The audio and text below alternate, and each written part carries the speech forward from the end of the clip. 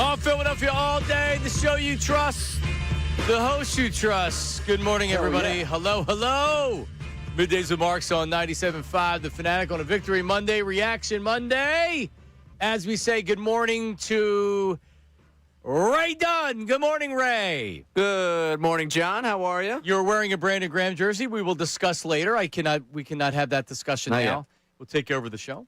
But good morning to Ray Dunn, and we welcome back Mr. Also wearing an Eagles jersey this morning, Mr. Sean Brace. Hello, Sean. Oh, it feels good to be back, John, Ray. Hello, everybody. Victory Monday. It's been a few weeks, and, man, we got really used to it for a long, long time, and then we lost it for 3 weeks, but it's good. It's great to have that taste back in my mouth. I went to Wawa this morning, John Marks, people just holding the doors open. You know what? I was standing in line 16 deep. This lady comes out of nowhere. She opens it up right in front of me, literally. Goes, sir, come over here to this next register. It just felt special. It's just something different when, of course, the Eagles win. That wasn't the Wawa I went to this morning. There was nobody holding doors for me or opening up lines for me. I went to that Belmont Avenue one. Where that's the one. Yeah. Hey, you keep your head down. You got to keep it moving. Get in, get out, get on your way. But the Eagles do win, and it's a matter of whether or not you're happy with where the team is after the win. We talked about it on Friday.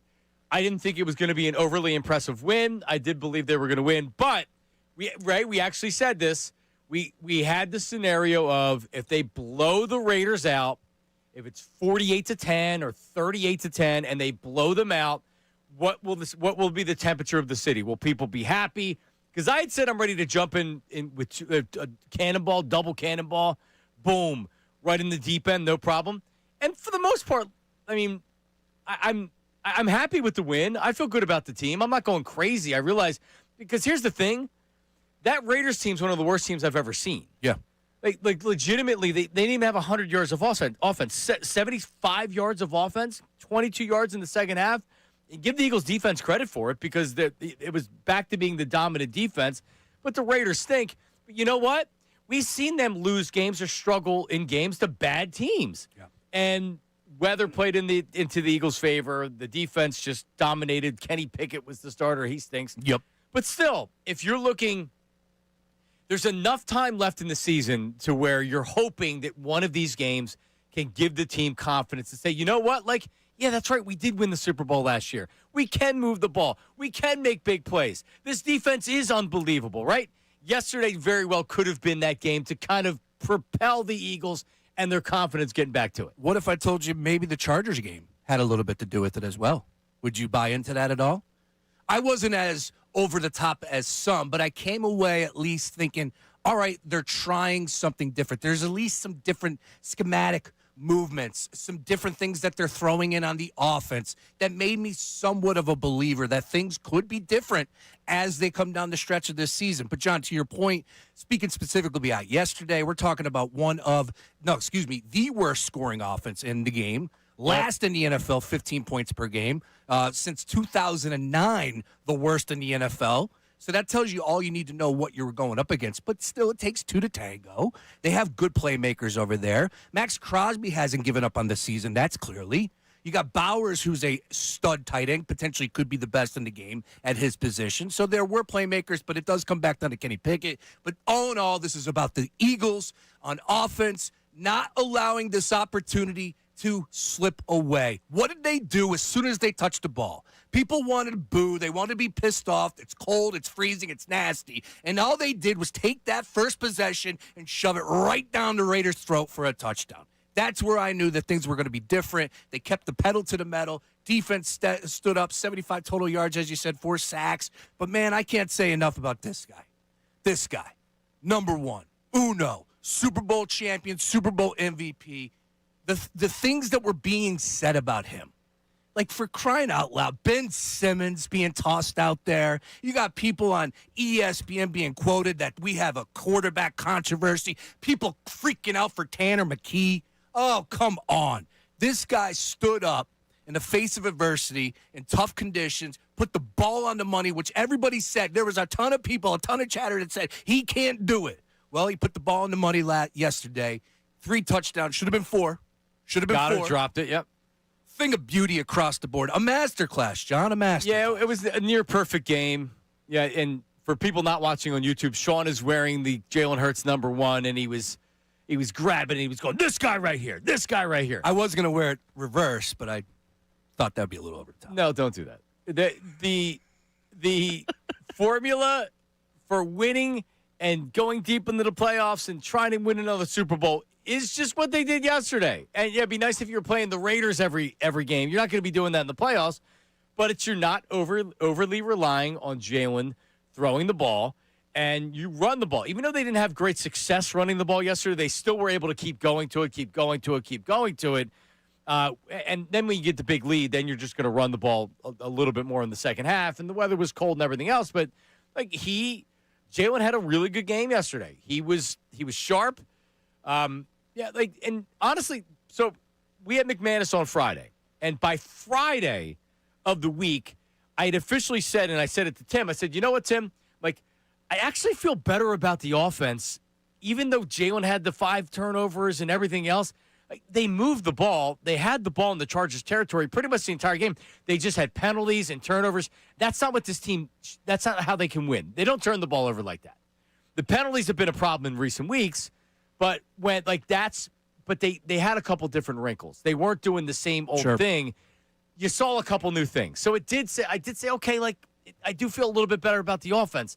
So now I do feel better about the offense. They have the Commanders, the Bills, the Commanders. All you need is one win or one Dallas loss. I mean, the division's wrapped up 99%. You're winning this division. So now they have to focus on, all right, let's get right for the playoffs. What do we need to do? What are we going to do? You saw Jalen yesterday. You know what? We saw Jalen. He had 7 carries yesterday. 7 carries yesterday, but 5 of them were for first downs.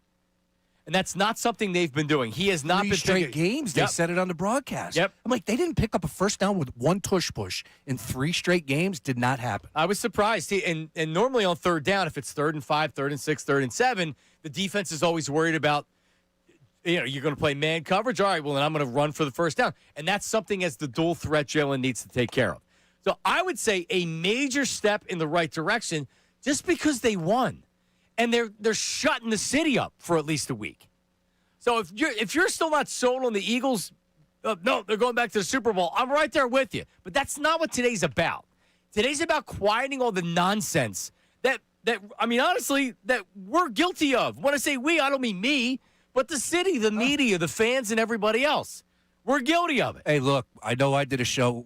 I talked about this with you guys a couple weeks ago. I go, you sit down here for 4 hours. What you say at the beginning of the show, you might be saying something different. It's a long show. You get carried away. It is what it is. But there was a moment during one of the shows, I think in October, where I said, I can't believe I'm even saying the things about Jalen, but he wasn't meeting the moment. He was not. But this is a guy that I'm not going to bet against. This is a guy that I'm going to ride for. He deserves our loyalty. Like, this isn't me begging for, everyone to ride for a guy like Joel Embiid, which it seems like, and I know we're going to talk about him a little bit later in the show. Do we have the weekend? A little bit, because I think there's some similarities, there's some comparisons that I would love to hear your thoughts on. But, like, we're talking about a Super Bowl MVP not even a calendar year later. He was an MVP candidate a couple weeks into the season. They were 4-0. He was slinging it against the Rams in that second half. He was slinging it against the Tampa Bay Bucks on the road in Tampa Bay. Like, he deserved a hell of a lot more respect than he was getting from a lot of people out there. And you know what? Shout out to Mike Quick for pointing it out of how silly some of that conversation was taking place yesterday. You got to love that. Merrill set him up. Merrill gave him the assist. Yes, she did. He was Mo Cheeks. Mike took it, though. He was Mo Cheeks. Throw it down. 610-632-0975. 610-632-0975. Impressive win by the Eagles. I don't even think that you needed to. I don't think anybody today should be feeling up, right back in the Super Bowl. But it's step one. Now you got to come out. You got a game against the Commanders. I doubt Jalen Daniels is going to play, but you just got to win. That gets you in the playoffs. And then you have the Bills game. The Bills are going to be fighting for their positioning in the playoffs. That's kind of that's a test right there. That's a statement game. You got a number on me? You're up in Buffalo. You got a number? If you had to guess, I have no idea. If you had to guess right now, if I told the you, Bills? If I told you they're playing this weekend in Buffalo, what are you making that number? Buffalo's got Cleveland this weekend. Eagles obviously got Commanders. Skip those games. Let's say they play Bills -2. Ooh. Well, I mean, Is that a Buffalo line? Or is that an Eagles line? a little bit, Yeah. sure. Well, I mean, the odds makers continue to give the Eagles respect that they haven't deserved, frankly. But they- 6-point favorites on the road in D.C. But they had it this week. They had it against the Raiders. They're big favorites. They have it against D.C. They have it against the Commanders. That's a big favorite. They really have had it.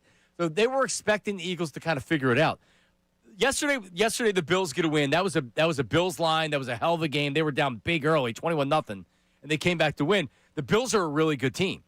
Josh Allen speaks for himself.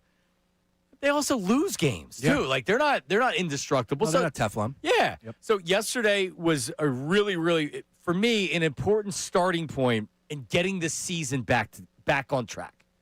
So now they got to get one more win, and then let's see what they do against Buffalo. I mean, I don't even know if it's going to matter for playoff positioning. Where we talked about like what talking head is going to have a fake take of they should sit Jalen Hurts out because it's not worth the injury. Yeah, it's coming. It's coming. Yeah. Hey, look, I know, and you're probably more correct and more spot on with this assessment than I am. Like talking about how there's nobody thinking about the Super Bowl, and I'm not here to say that today, but there were some things that took place yesterday, John, that kind of made me feel a little bit better about the current situation that the Birds are in. Oh, so you're clear. You're Super Bowled up, and I'm feeling good. I like wins. All right, I'm not Super Bowled up, as I said though. There were some injuries that happened to some pretty big names across the NFC that I think could potentially lead to an easier route for the Eagles. All right, we'll hear from Ray coming up. Also, Jalen Hurts quieted the noise surrounding him. Yes? We'll get into that and hear what he had to say after the game. Middays with Marks, 97.5 The Fanatic. The Tunks. BJ Edgecombe.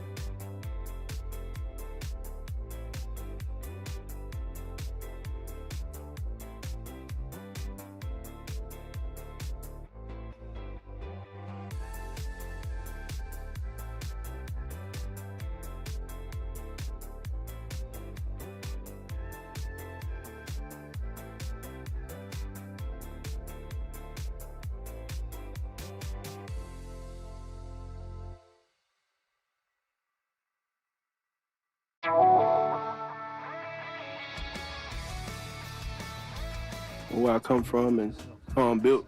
So I just want to lead in the right way, set the right example.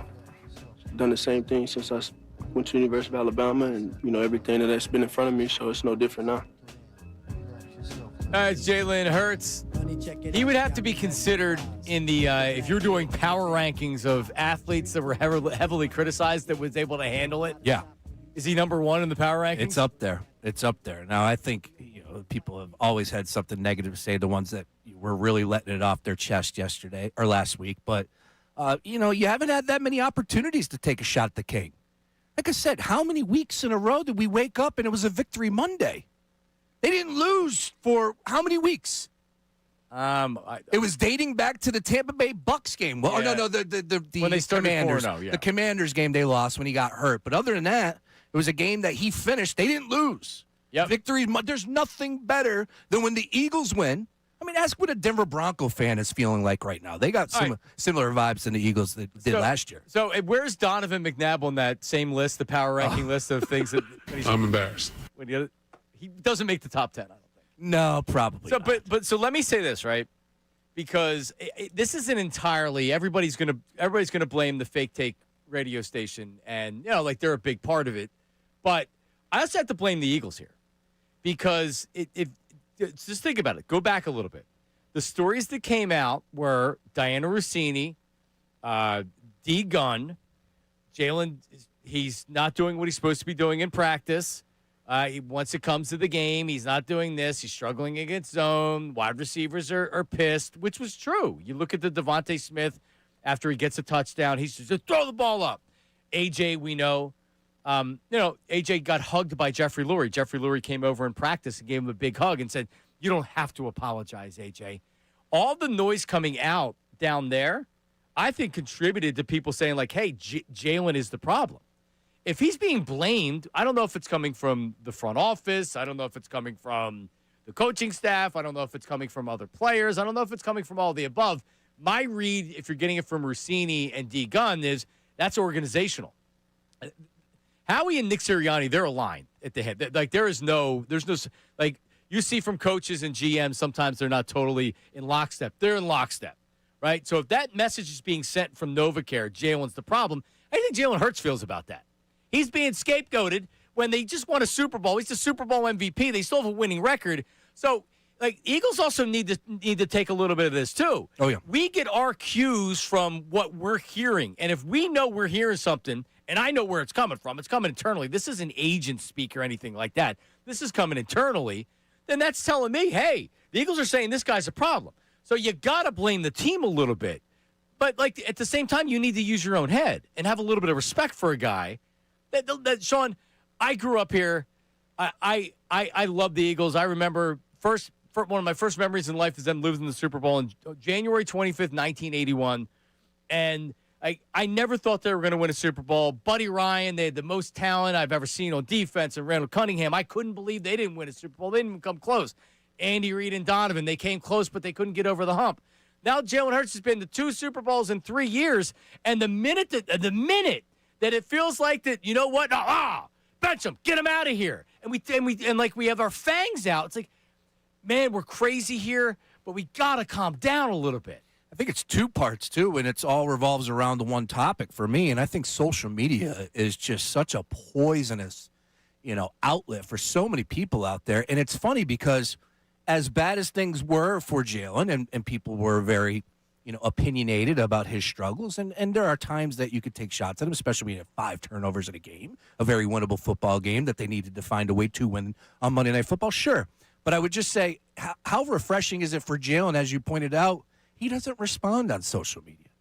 You look what Pickens did. Look what George Pickens, he went atomic bomb. He went Manhattan Project. Not easy to do. At Richard Sherman. Yep. Over one little critique after he was just non-existent in the game. And you think about all the talking heads on ESPN, Chris Sims, Chubby Chase Daniel. I mean, it's like they're literally, their reputation is ripping Jalen Hurts whenever possible. And then that weasel Sims, whenever he's playing well, it's like, oh, yeah, well, he's great, and he's such a great blah, blah. And then the minute he sucks, then right back on it. That's Boom. when they get their takes off, and they can't wait for it. You're going to have to wait another week. And it was impressive. 12 of 15, 175. They threw it. They ran it. Defense, though, was incredible, John. And it was just great to see. As I pointed out, I was worried. I was wondering, not worried, I was wondering how it was going to be, how the start of the game was going to be. Because if they did not get points on the board or didn't have an effective drive out the chute, I felt like the Boo Birds would be out there. And, folks, it was cold. I tip my cap to you. I salute you. If you were in those stands yesterday, you are hardcore. 10 years ago, I would have been in those stands. 2025, Sean? Nope. You're lucky I was off the couch to shovel yesterday, and that was about it. But other than that, they took the first possession, drove it right down the field, picked up a tough fourth down, if I'm not mistaken, one tush push, or it was a third down. Like I said, passing, throwing, Saquon Barkley effective. Jalen Hurts on the shotgun, the shotgun called runs where you had two linemen pulling. It was a great call. Yep. Patullo was in his bag yesterday. All right, so if Patullo did a great job yesterday, or that's just because the Raiders sucked? And by the way, I am much less enthusiastic as Sean. Yeah, I know. I feel it. That was a good win. I'm very happy with the win. Don't worry about it. Enjoy the win. Ray, man. am I not doing a cannonball in the deep end? No, you are not doing a cannonball. You're not even anywhere near the pool right now. I'm happy. You're watching everyone else like, oh, yeah, it looks like a good time. Are you doing a cannonball? Hell no. I'm balls deep, as they say. Yes, you are. I'm cannonball. I'm in. All right, we haven't heard from Ray yet. That's coming up. 610-632-0975. Did Kevin Patullo have his best day? Dallas Goedert had a pair of touchdowns. Should have had another one, by the way. He shouted out his offensive coordinator when talking about the plays. That's next. It's Middays with Marks, Brace, Ray Dunn, 97.5 The Fanatic. Now on 97.5 The Fanatic Sports Update. Victory Monday. I'm Ray Dunn with this Fanatic Sports Update. The Eagles got a 31-0 win over the Raiders yesterday. It ended a 3-game losing skid for Jalen Hurts after a week of noise. He was 12 for 15 for 3 touchdowns through the air. And for the defense, it was the first shutout they've had since 2018. After the game, head coach Nick Sirianni talking about the resiliency of his quarterback. But he's resilient, always has been resilient, and thought he was really good running the offense, being in command out there, just making good decisions with the football, good runs. He had a good game. Eagles with a great game, 31-0 over the Raiders. And now with their win and the Cowboys' loss, the Eagles are a win or a Cowboys' loss away from winning back-to-back NFC East titles for the first time in over 2 decades. 76ers yesterday lost 121-17 despite 35 points from Paul George. They lose that one down in Atlanta, so the Hawks went 1-1 over the weekend after winning Friday night. Flyers lost back-to-back games this weekend to the Hurricanes, both of them coming in a shootout. This update is brought to you by Indeed.com. Stop just hoping the right applicants find your job. Sponsor it on Indeed and match with quality talent. Start Indeed.com/credit. Again, that's Indeed.com/credit. I'm Ray Dunn, your home for the Sixers. Flyers, the best birds talk in town. 97.5 The Fanatic and 97.5thefanatic.com.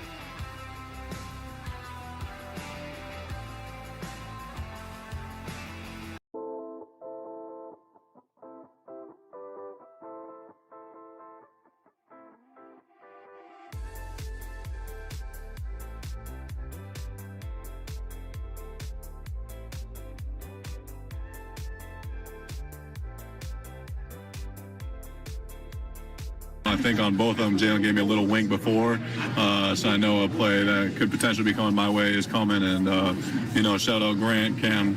They did a great job blocking for me on the little sweep one, and Steen did an incredible job pulling up, getting the linebacker so I can walk in. But just a credit to, all the guys up front, and also KP for giving me the opportunities.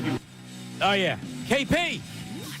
Also to note, not one negative story about Kevin Patullo from any, even the people that are questionable as far as what you trust they say and what you don't. There hasn't been one credible story or really one story at all about Kevin Patullo.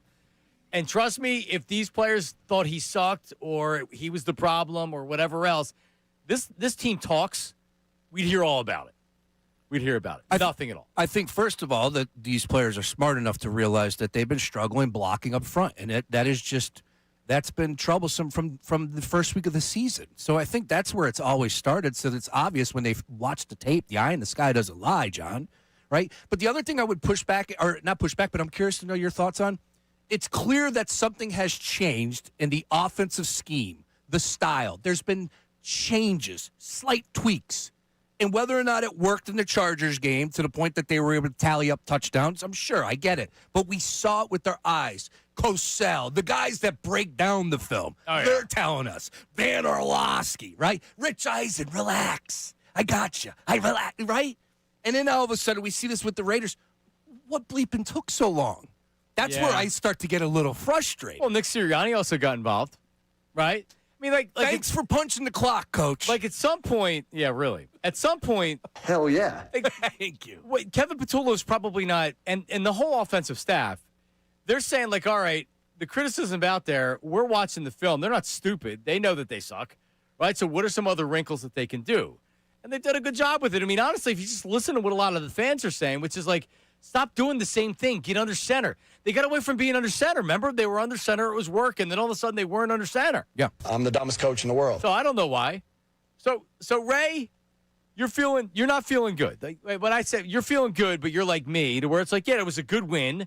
Like that was the don't worry about it. Enjoy the win, man. It was the starting point. You're gonna hear no criticism from me today at all. That was a good win. Yeah. We're not going to talk about, there was nothing to criticize. What, am I going to get upset over a Goddard drop? Oh, they should have won, 34-0? But you're also not coming in, because I was wondering if there was going to be somebody that came in today, and I'm not talking about this, but somebody that has the opinion of being like, yeah, they got the win, but this team's not winning anything. I was pleasantly surprised. I had them winning, 24-9 and like an you had ugly, them covering, correct. Yeah, that's a cover. Gross. Yeah, it was a cover. And an under. Yeah, it was an under, but it was a gross game. I was anticipating maybe a little bit the snow lingers around. No, they dominated. They dominated them. Absolutely that game, dominated them. by the time I got done with Temple basketball yesterday, I got in the car and I was like, all right, well, I'm going to watch the condensed recap of the first half, but I don't necessarily need the hard rewatch here because, hey, they took care of business against a bad team. Go ahead, hit it. And Ray's reaction was, how about that? It honestly was. I got in the car and it was kind of like, well, how about that first half? Good for those boys. so when you're take care of business. When you're doing play-by-play, you don't sneak a look at the score? No, because I'm not very good at the two things at once there. I'd be calling all of a sudden, Saquon Barkley for 5 yards, and Mark Jackson would be looking at me like, what are you talking about? I feel you on that one. Real quick on this, though, John. I did throw this out after the first half. I said, if you were to complain about something, give me something. Give me one. And TJ Mott, he's a big-time listener, going back years. John and Sean show, shout out. Eyes on the prize, 13. He said, Saquon dancing in the backfield too much, just a fact.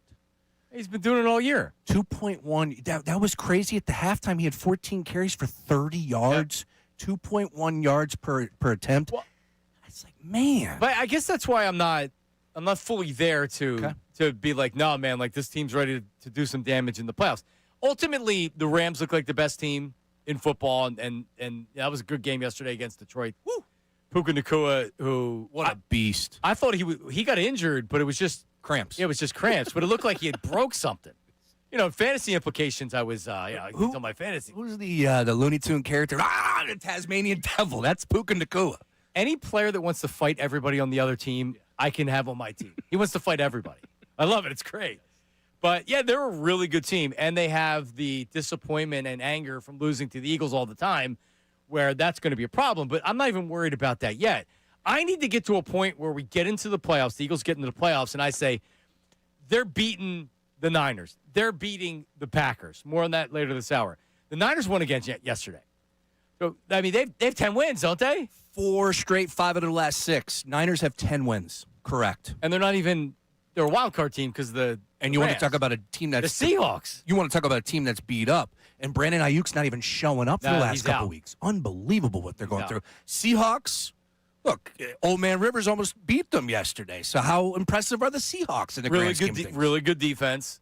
But, Sam Darnold's their quarterback. So I want to get to a point where I feel confident getting to the game where you play the Rams, if that's the case, right? I want to feel confident about the team heading into the playoffs, and I can't manufacture that. Yesterday was the first step in the saying, well, that's what they do. They play great defense. They don't turn the ball over, and Jalen was making plays yesterday. He was making plays with his legs. He's making plays with his arms. Like, you need a less structured, formatted offense with Jalen Hurts. You need, let me go out there and make some plays. That's what you need. Not the entire offense, not the entire game. But when you try to make this offense, okay, well, because then you're worried about what he's going to do because he's not really good at doing that. He's not really good at doing that. When Jalen's out there moving around and he's making throws and he's not thinking about it, that's when he's at his best. And it was what he was doing yesterday, and he made some really, really nice throws. I agree with that, but I will also say this. Isn't it just such a sigh of relief? It's a sigh of relief for me on the couch. I can only imagine what's going through Petulo's head and the players on that offense when they're able to pick up those short yardage downs, when it's a tush-push, and they step up to that line of scrimmage on 3rd and 1, and they get it. And they know it. And like, that's where it's like, okay, that's their identity. It's like, well, why are they struggling this year? Well, they're not able to run the football. They're not able to pick up the tough 3rd and 1, 4th and 1. That's the issue. Last year was 2nd and 5, 3rd and 3, 4th and 1, first down. Good luck. And this year it's been 2nd and 9, 2nd and 10. When they said 3rd that, and 8. And credit to you for bringing it up. When they said that was the first time that Jalen Hurts has picked up a first down rushing the football in 3 straight games. It's almost impossible. My jaw hit the floor. Yeah, and not even just with tush pushes, but tush pushes, that was a thing, but that's scramble, that's everything. Everything. Not one. 5 first downs yesterday out of the 7 rushes he had. So it's a really good basis. I think it's a start. It's like, all right, this is what we did really well. Let's also keep in mind the Raiders suck, and Pete Carroll's going to get fired. Do you need me to give you a little something to bump up the Raiders stock at least? I don't think there is. No, try. Ray, can the Raiders stock be bumped up? I would say no. Yeah, all right, give it to me. No, I'm curious now. All right. Brock Bowers, one of the best at his position. Pete Carroll's been around this league a long time. Max Crosby still out there fighting. Good special teams. It's a third of the game. This is bad. Yeah. This is very, very bad. I don't have much. Bowers is really, he's amazing. Vaughn was on him. Vaughn was on him but also, let's face it, if Geno Smith plays in that game, maybe they get a touchdown, the Raiders. Yeah. Kenny Pickett's that bad. And he has to wear gloves because his hands are too small. Kenny Pickett, first-round pick. God, he sucks. Good grief. This man was a bona fide scrub. Hey, he can't play. He's got a ring. All right, that's all I need to say. All right. Also, Okay. Brandon Graham. We'll discuss him coming up because he had a big game yesterday and limited amount of sacks. And Ray Dunn has the balls to wear a Brandon Graham jersey in here after he was anti-Brandon Graham coming back. We'll break it down. Oh, I didn't know that. Uh-huh. Oh, how could you be anti-BG anything? Nick Sirianni also addressed the noise from last week surrounding the Eagles. We have that for you as well. And the text line has their thoughts of the win. That's coming up next. Middays with Marks, 97.5 The Fanatic.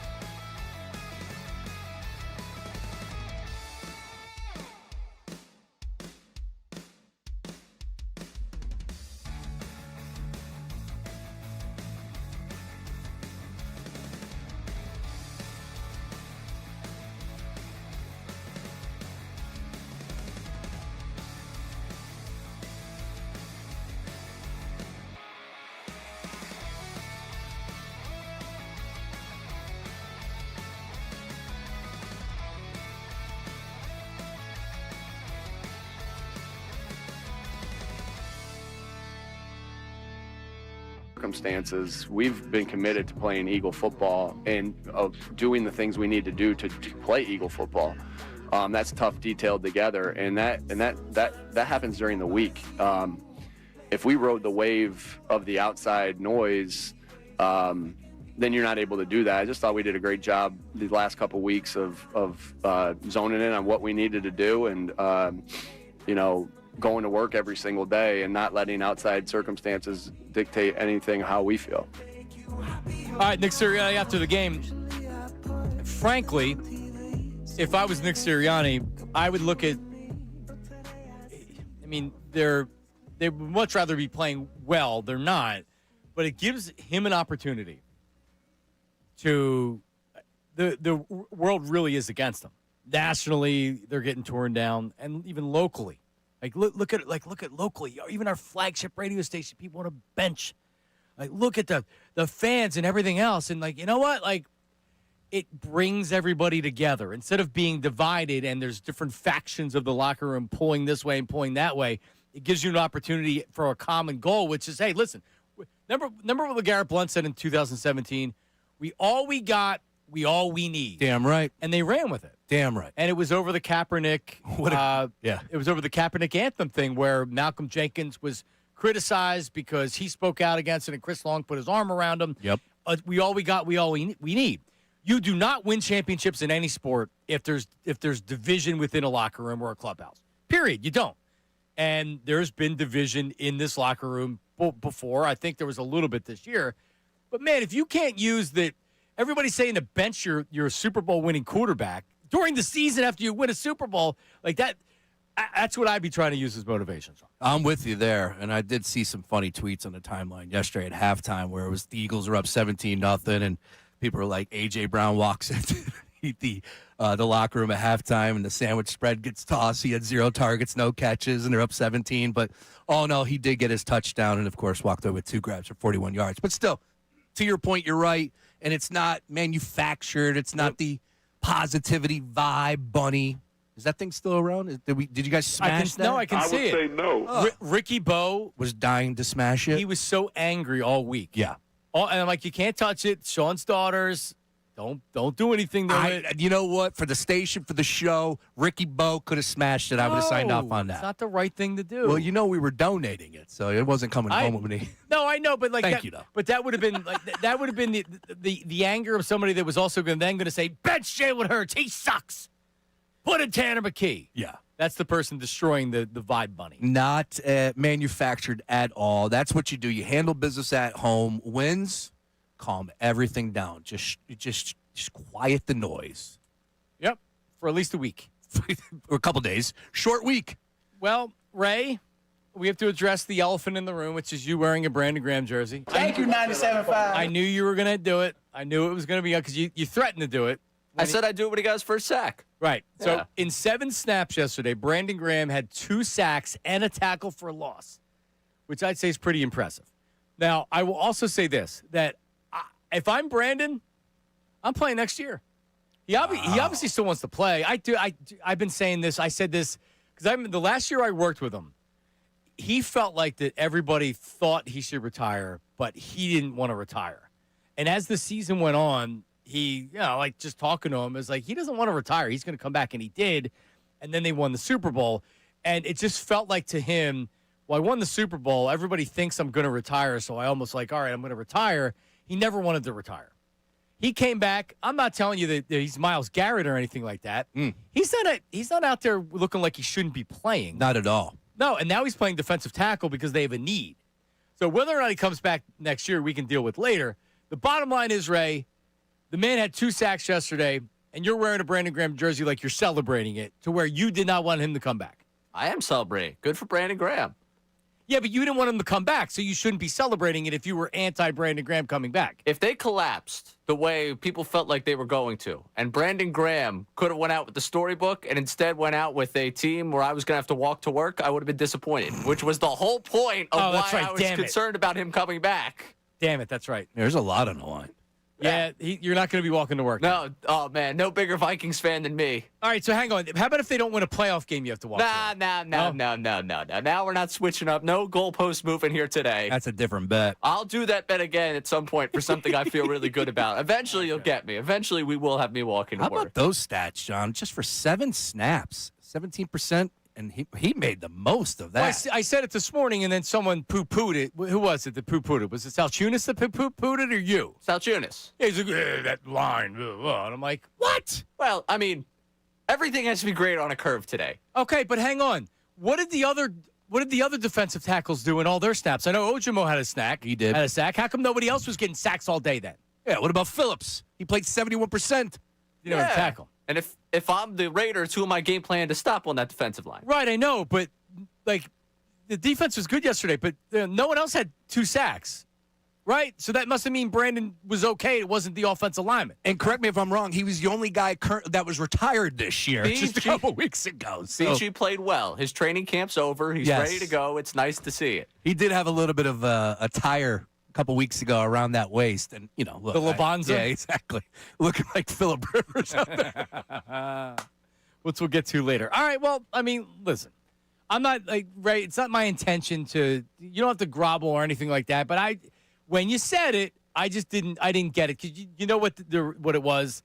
I think Connor was Salciunas that had the same wimpy take, which was, oh my God, I won a Super Bowl. I don't want to have my lasting memory of BG on a losing team after he comes back. No. That would actually be your lasting memory if he came back and he didn't play. The last time the television camera cut to Kelsey, he was crying next to Stoughton in Tampa Bay as they're getting smoked by the Buccaneers. But, so help me, I wanted Brandon Graham's last moment on television to be him holding the Lombardi So that's your lasting trophy. memory of Kelsey? I'll always remember it.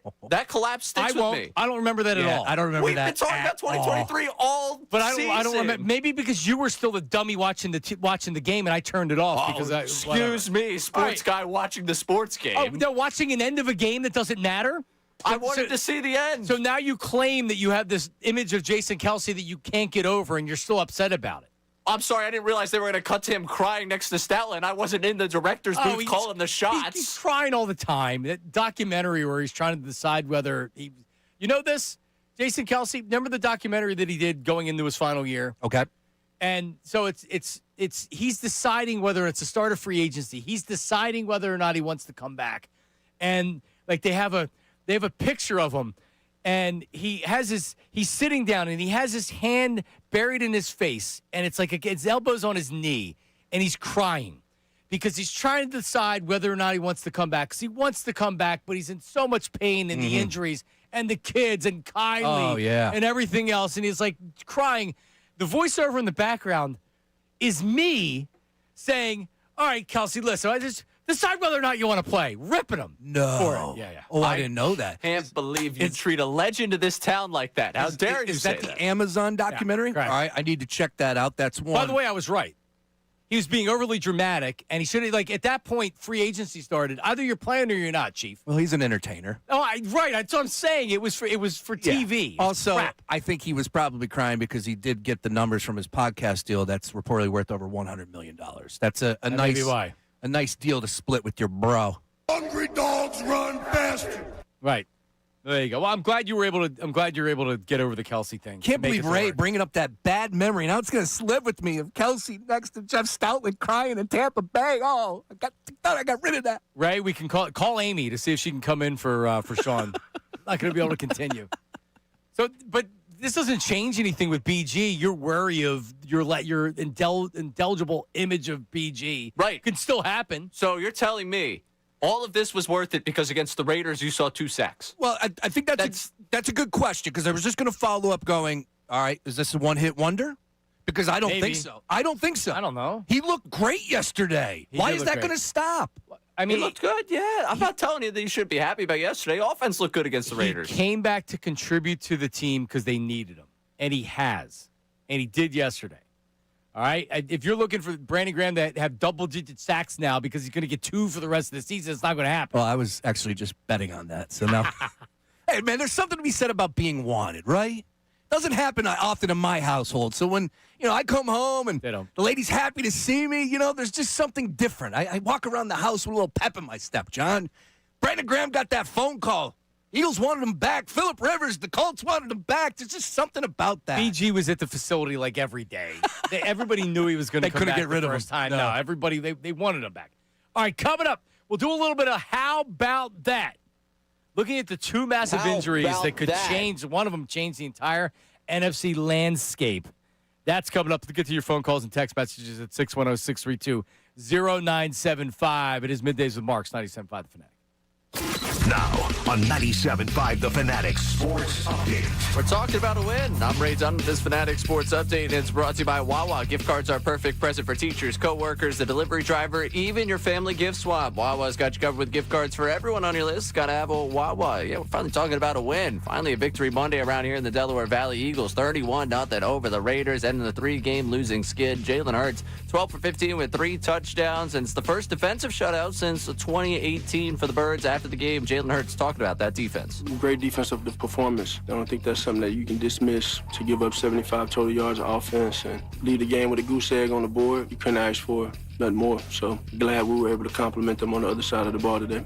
With the win for the Birds, the Cowboys lost last night. Eagles are a win or a Cowboys loss away from winning back-to-back NFC's titles for the first time in over 2 decades. 76ers last night losing 121-17 to the Hawks. Paul George had 35 points, and the Flyers over the weekend losing back-to-back games to the Hurricanes in shootouts. This update also brought to you by Super Shirt. You own a small business, you need to hear this. A seismic shift is coming. It's time to get Super Shirt. Not kind of shirt, not pretty shirt, but Super Shirt coming soon. I'm Ray Dunn, your home for the Sixers, Flyers, and the best Birds talk in town. 97.5 The Fanatic and 97.5 The Fanatic.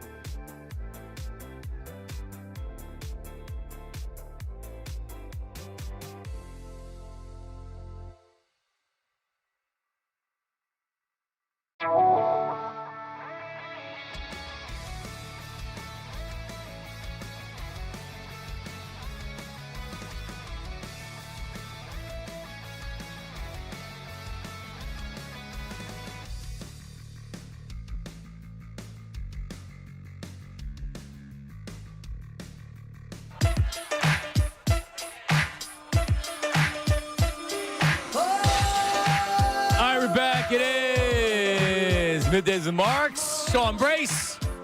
Ray Dunn, 97.5 The Fanatic. What former Fanatic hosts love this song? The great Vi Sikahema. Correct. You know he punched the goalpost once?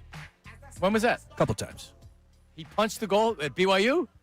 Something like that. It didn't happen in Philadelphia. I would have heard of it yeah, if you it happened in heard. Philadelphia. Exactly. So, a lot happened yesterday. By the way, there were no buys this week, right? Like, because there were a lot of games, and there were a lot of 1 o'clock games. A ton of the 4 o'clock games are great too. Finally, people clinched playoff spots. Nobody had a playoff spot clinched until this past week, and it was the Denver Broncos that clinched. Correct. Yeah. So it was a good day of football, but some major injuries in football. Let's do a little. How about that? When you see something great. How about that? When you see something you hate. How about that? When you see something you just need to tell someone about, hit them with a. How about that? All right, we're going to start off with Pat Mahomes. All right, so Kansas City was cooked. Yeah. And that was an ugly game, much like last week's game against the Chargers. And then you see late, I wasn't watching the game because it was at that point my daughter had her birthday party yesterday. Oh, very nice. Where'd you have it? At the house? No, it was a place that You spent about $1,000 on to rent out? about $700. Oh, nice. But it was Happy birthday. You ever see Cupcake Wars? Sure. It's like that. You go there and the place is great. And I think there was 22 girls total. And they split them up into teams and they more or less do a Cupcake Wars. Show me that wallet, Daddy. It was awesome. They had so much fun. Oh, it was that's great. great. Nice Place is work, in East Norriton if you want to check it out. Okay. But anyway, so I'm looking at the box score and I'm like, why does Gardner Minshew have a couple of throws? I'm like, oh, that's something happened to Pat Mahomes. I didn't know it was going to be a torn ACL. What do we have here with Mahomes, Ray? Live call. Here's how it sounded. 1st and 10. Here comes the drive here by hand. The throw by Mahomes. Incomplete. Flag thrown. Looking for. Mahomes is down. Mahomes Smith-Schuster. He sure is. Timeout for injury. We just finished talking about the left knee, how it is not even close to 100%. Watching it again. Hit by hand. Watch as he goes to the ground. It looks like that. Oh. The left knee. Yep. You saw it. You saw it almost like it popped. Yeah. Yeah, it was not as obvious as the Parsons one, but No. initial thought is, I hope that's not an ACL. Yeah, and the symbolism as he was getting carried up the hallway, off the field as the clock was winding down. Just a bad job by Andy Reid to have Gardner Minshew throw that ball. I don't know where that came from. They needed 3 points to tie to send it to overtime. Very interesting call there, but I digress. Moving back to Mahomes. John, this is the first postseason that the NFL will be without either Peyton Manning, Tom Brady, or Mahomes since 1998. Holy crap. That's insane. Yeah, first time that Mahomes won't be in at least the championship game in as a starter in his career. Sick. Yeah. It's obviously I don't like the Chiefs and Mahomes and the baiting he would do towards defenders by the sideline and how he flops for penalties or whatever. I hate to see him go down in any way, but he had gotten rid of the ball. The defender was still trying to make a play. Yeah. Like, it wasn't a cheap shot or anything like that, but you just hate to see it regardless. But Yeah. He will. The ACL happening right now. I still think I'm not going to say he's going to be back by the beginning of the year next year because I don't know that. But really now, like if the Chiefs win in the Super Bowl next year, it actually might be the perfect time to kind of retool, and because they don't have enough talent on the team. Clearly, there's definitely some issues with the wide receivers. It starts for me because I thought they were going to be a little bit better than they were this year. I think Rice is a nice player, but all in all, not good enough, and especially as the AFC continues to get better, and you're seeing guys like Lamar Jackson go the wrong direction. So it's like, wait a minute, you're getting some new blood happening right now in the AFC. It's crazy. Look, the league is better with Mahomes. This was tossed out in the timeline. We talked about it earlier, John, the comparison to him and Brady. Year 9, 3 Super Bowls by each player. Year 9, Brady goes down. Patriots missed the playoffs. Year 9, Mahomes goes down. Kansas City missed the playoffs. Crazy. Very, very weird. Travis Kelce come back for one more, or is he done? I don't think you can ride off after that. You can't miss the playoffs. No way. But is he coming back next year for when is Mahomes going to be there? Is Gardner Minshew or whoever throwing you the ball for the first 4, 5, 6 games? Got to draft the guy, don't you? A quarterback to play this year? No. But somebody, look how bad the quarterbacks are in this league. They called up Phillip Rivers. Yeah. It's like, yeah, you got to find some new blood out there. Chiefs need a quarterback. Mahomes. Who you talking Mahomes about? isn't going to be healthy to start the season. Who's your quarterback? I don't know. I know of a 40-year-old man from Audubon, New Jersey that could be in need of a job. There you go. You know what? It's a great call. Flacco. Yeah, because he would come and he could play whenever. He doesn't care. He comes right off the bench. He'll be slinging it all over the place. It's a good call. I mean, Kelsey, you don't want to go out like this, missing the playoffs, but you want to come back and have Gardner Minshew throwing you the ball for half the season? No, I'm not leaving the couch for that. Yeah. All right, so Micah Parsons, you could make the case, even though the Packers, like, they can still win the division, but if they didn't, they're a dangerous team because that defense is legit. And Micah Parsons is everything. It's a good defense regardless, but Micah Parsons, the loss of Micah Parsons for the Packers is a crusher. It really, really is. Here's how it sounded, Micah Parsons going down. I tell you, the Packers defense looks, Parsons is down. That was non-contact, it looked like, too. Oh, my goodness. That's not good. Oh, no. Wow. It was also a double whammy for us, just losing some pieces that are critical for our success. But that's the name of the game. I told the guys nobody's going to feel sorry for us, and we got to rally around one another, and everybody's going to have to elevate their play. That's Matt LaFleur, their head coach. Yeah, you saw it. You don't go down like that. No. Makes a cut, and the knee just loses it. No, and clearly this is a special player. We don't need to go into detail. Everybody has two eyes. If you pay attention to the game, you know how important he was. The numbers have been so much better with him out there. And then look at the difference in the game yesterday. The Broncos were having a little bit more success. Now, there were other players. They ended up losing. Williams was a safety as well. They lost the offensive lineman, Tom, as well. Like the Packers have – Watson left the game. The Packers are He can't stay healthy. Oh, no, he's Mr. Glass. He's going to be all right, supposedly. But bottom line is that was deflating to the team as a whole, and that was the difference in the game for my money. The Broncos looked really good after Parsons goes down, and it's easy to understand why. John, that's the part where I'm like, all right, I got a little bit of little hitch in my step, man. A little lead in my pencil over here after beating the Raiders and, oh, by the way, these injuries that happened yesterday. Sorry, I'm in the deep end. Come and join me. Come and join me, people. But the Parsons injury clearly changes the dynamic of the Packers. Yes. 12.5 sacks. Everybody around him is a better player because the focus is so much on Parsons. And what a great trade for the Packers. But with him, we were talking about, so we're in the middle of December, ACL injury. It's not necessarily a full-year injury. But with Pat Mahomes, it's not like a wide receiver or a running back where when did Carson Wentz was ready a couple games into the season, and he tore his ACL late like Pat Mahomes did. So Mahomes is probably going to be there towards the beginning of the season. Who knows if it's going to be beginning of the season or whatever. Micah Parsons and how much he relies on the knee. It's just it feels like that's going to go deeper into next season. So not only do the Packers trade to get him, and then they sign him to the huge contract where he's making almost quarterback money. Now he's gonna miss a lot of next season. God knows when he's able to play next season. That is a killer injury for them. I thought the Packers were going to win that division. And they have the Bears next week, if I'm not mistaken, I believe. There's some great games on the schedule next week. Whew, it's loaded. So we'll go from that to saying the loss of Parsons, Lions, Rams, all of that stuff. How did the Eagles stack up in the NFC? We'll take a look as they enter the home stretch. 3 games left. We'll take a look. Where are the Eagles, and what does this mean for the rest of the NFC? That is coming up next. Middays with Marks, 97.5 The Fanatic. John Kincade, Andrew.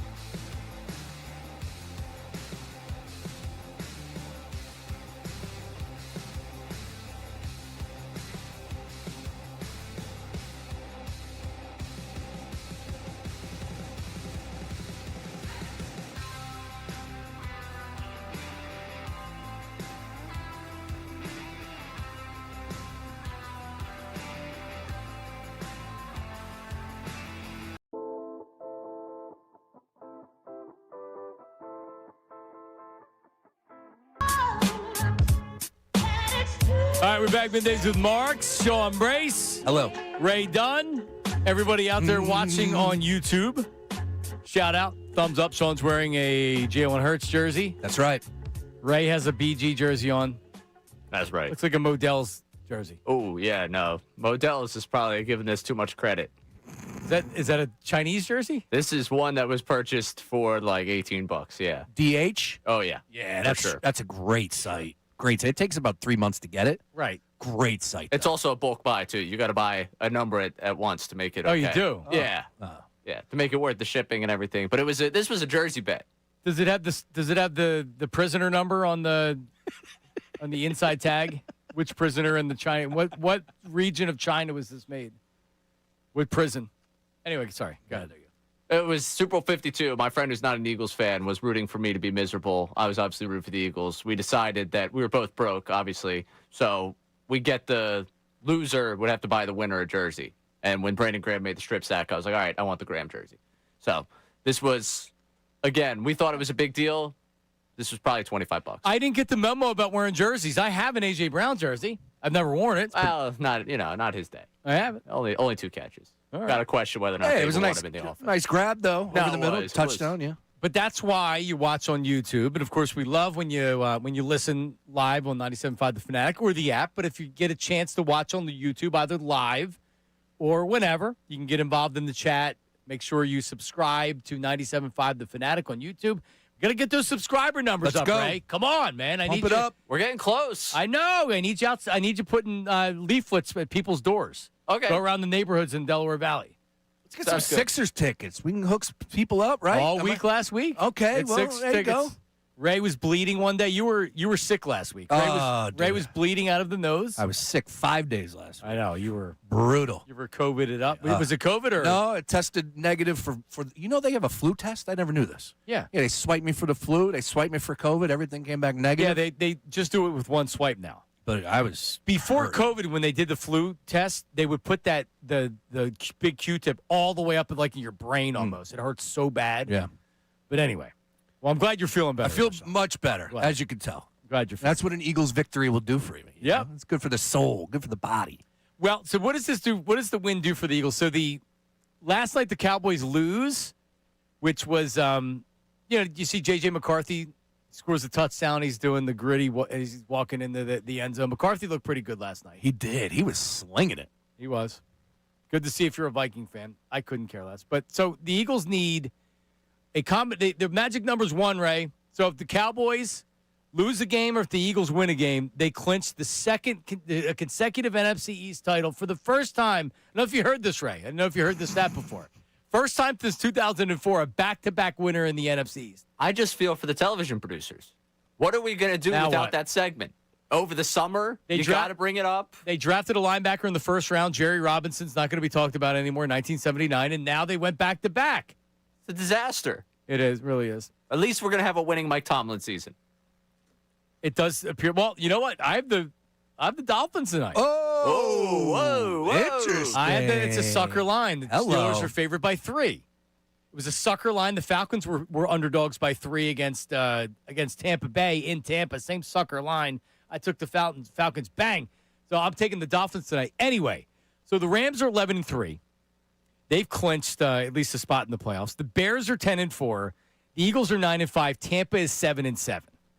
So and then the NFC West is unbelievable. Seattle's 11-3. Yep. 49ers are 10-4. So they're your 5-6. And then the Packers at 9-4-1 are the last team in the playoffs. The Lions at 8-6 right now on the outside looking in. Yep. In the playoffs. So the only look that I have is, okay, can they overtake the Bears? Beating the Rams. Now you have the tiebreaker over the Rams, but the Rams, can you get the number 1 seed? So the Bears left on their schedule do not have an easy schedule. And they obviously hold the tiebreaker over you, so that matters. But so they have on Saturday night, Eagles play on Saturday this week. That's correct, short week. Saturday night, Packers, home against the Packers, the Bears. And the Packers just won the first game. Correct. They just played last week. Yep. At the 49ers, and then home against the Lions. And the 49ers game Sunday Night Football. So they go Saturday Night Football, which is on Fox. Sunday Night Football at the Niners, and then to be determined home against the Lions. I don't think it's far-fetched to say they could lose 2 of those 3. Oh, yeah. Those injuries are just tough to overcome, especially when the caliber of player that we're discussing. Now, Watson is a special talent. So we're talking about the Bears here. Oh, the Bears. So the Bears are plus 110 to win the division. Right behind the Packers are minus 105. So odds makers are still giving the Packers a bit of the doubt here. So the Packers are just that half game with the tie behind. So if the Packers were to overtake the Eagles or the Bears, the Eagles have the head-to-head over the, and I guess they couldn't have the same record unless they tied a game. But the Eagles right now have the Packers would actually have at 9-4-1 have a better record than the Eagles at 9-5. It's not looking like the Eagles are going to have a home game. Am I wrong with that? No, they're guaranteed a home game because they're they have a second home game. Yes, that's a good call. Yep. Packers have Bears, Ravens, Vikings. The Vikings game, they're out of it, so that's not going to mean anything. But the Bears and the Ravens are legit. Ravens are going to be trying to get in the playoffs as well, so that's hardly an easy game for them. And then the Rams, just for bleeps and giggles. Rams have at the Seahawks. That's the Thursday night game this week. Ooh. Yep. That's a game. It is a great game, but no Devonta Adams. That's going to be, he's going to be out. And then they have at Falcons home against the Cardinals. So they have gimmies after that. Even though the Falcons, they lost to Carolina too a couple weeks ago. So it's not like the Rams can't lose a game. Rams got it going right now. Really good run game. Blake Corum coming on strong, helping out. 2 running backs. Yep, 2 running backs, as I said. And then it's a tough loss with Adams, but they still have pretty good tight ends that are coming on as well. Sean McVay is so gifted as a play caller. That's the real deal. That's the best team in the NFL for my money. Yep, I agree. Oh, by the way, the Eagles beat them. They did. So even if they were able to, it just looks unlikely. So if the Rams are the number 1 seed, can the Eagles get to that number 2 seed, which would ensure you a second home playoff game? And you could still end up getting one as the 3rd seed if someone was able to knock off that. Yeah. Because you in the bottom of the 5, 6, and 7 seed in the NFC are good teams. It's not like for years I felt like I was watching T.J. Yates play for the Texans against a good team. And like, I don't even need to watch this game. It's not going to be like that this year. It's that Saturday 1 o'clock kickoff, or no, what are they? 3 o'clock kickoff in the wild card round, and it's locked for the Houston Texans. Always. Dude, how many games? But don't they have 3 games? Or is that do they have 2 and 2? 2, 3, 1 now with the wild card because you go 2 Saturday, 3 on Sunday, 1 Monday night. The Monday night. That's right. That's when the Bucs beat the Eagles on that. Correct, and Kelsey was crying next to Stalin. Yeah, exactly. Oh man, Ray hasn't recovered since. Lions could get in, but anyway. So right now you would play the 49ers, which is a team that before had your number. Now it's a much different. They don't have any of the wide receivers they had before. Jennings is good. Kittle is still a stud. He's good. They have that Iowa connection going on right now. McCaffrey's legit. McCaffrey Obviously. is legit. Good running game. Of course, we know how talented Shanahan is as a play caller as well. Defensively, good linebackers. That's a tough team. Yep. I mean, they're not a fluke. They won 4 straight, 5 out of their last 6, 10 total wins. That division is the toughest one in football.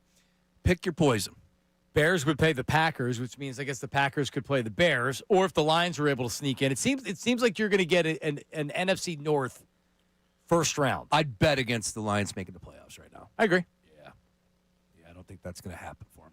Last night was or late afternoon. That was a tough game. Yeah, they got Rams are rolling. They NBC had that Kornacki guy at the board doing the percentage. I don't need it. Just tell me what's the number. I don't need you mixing and matching, playing card games up there. The Cowboys' number's 1%. Oh, how about that?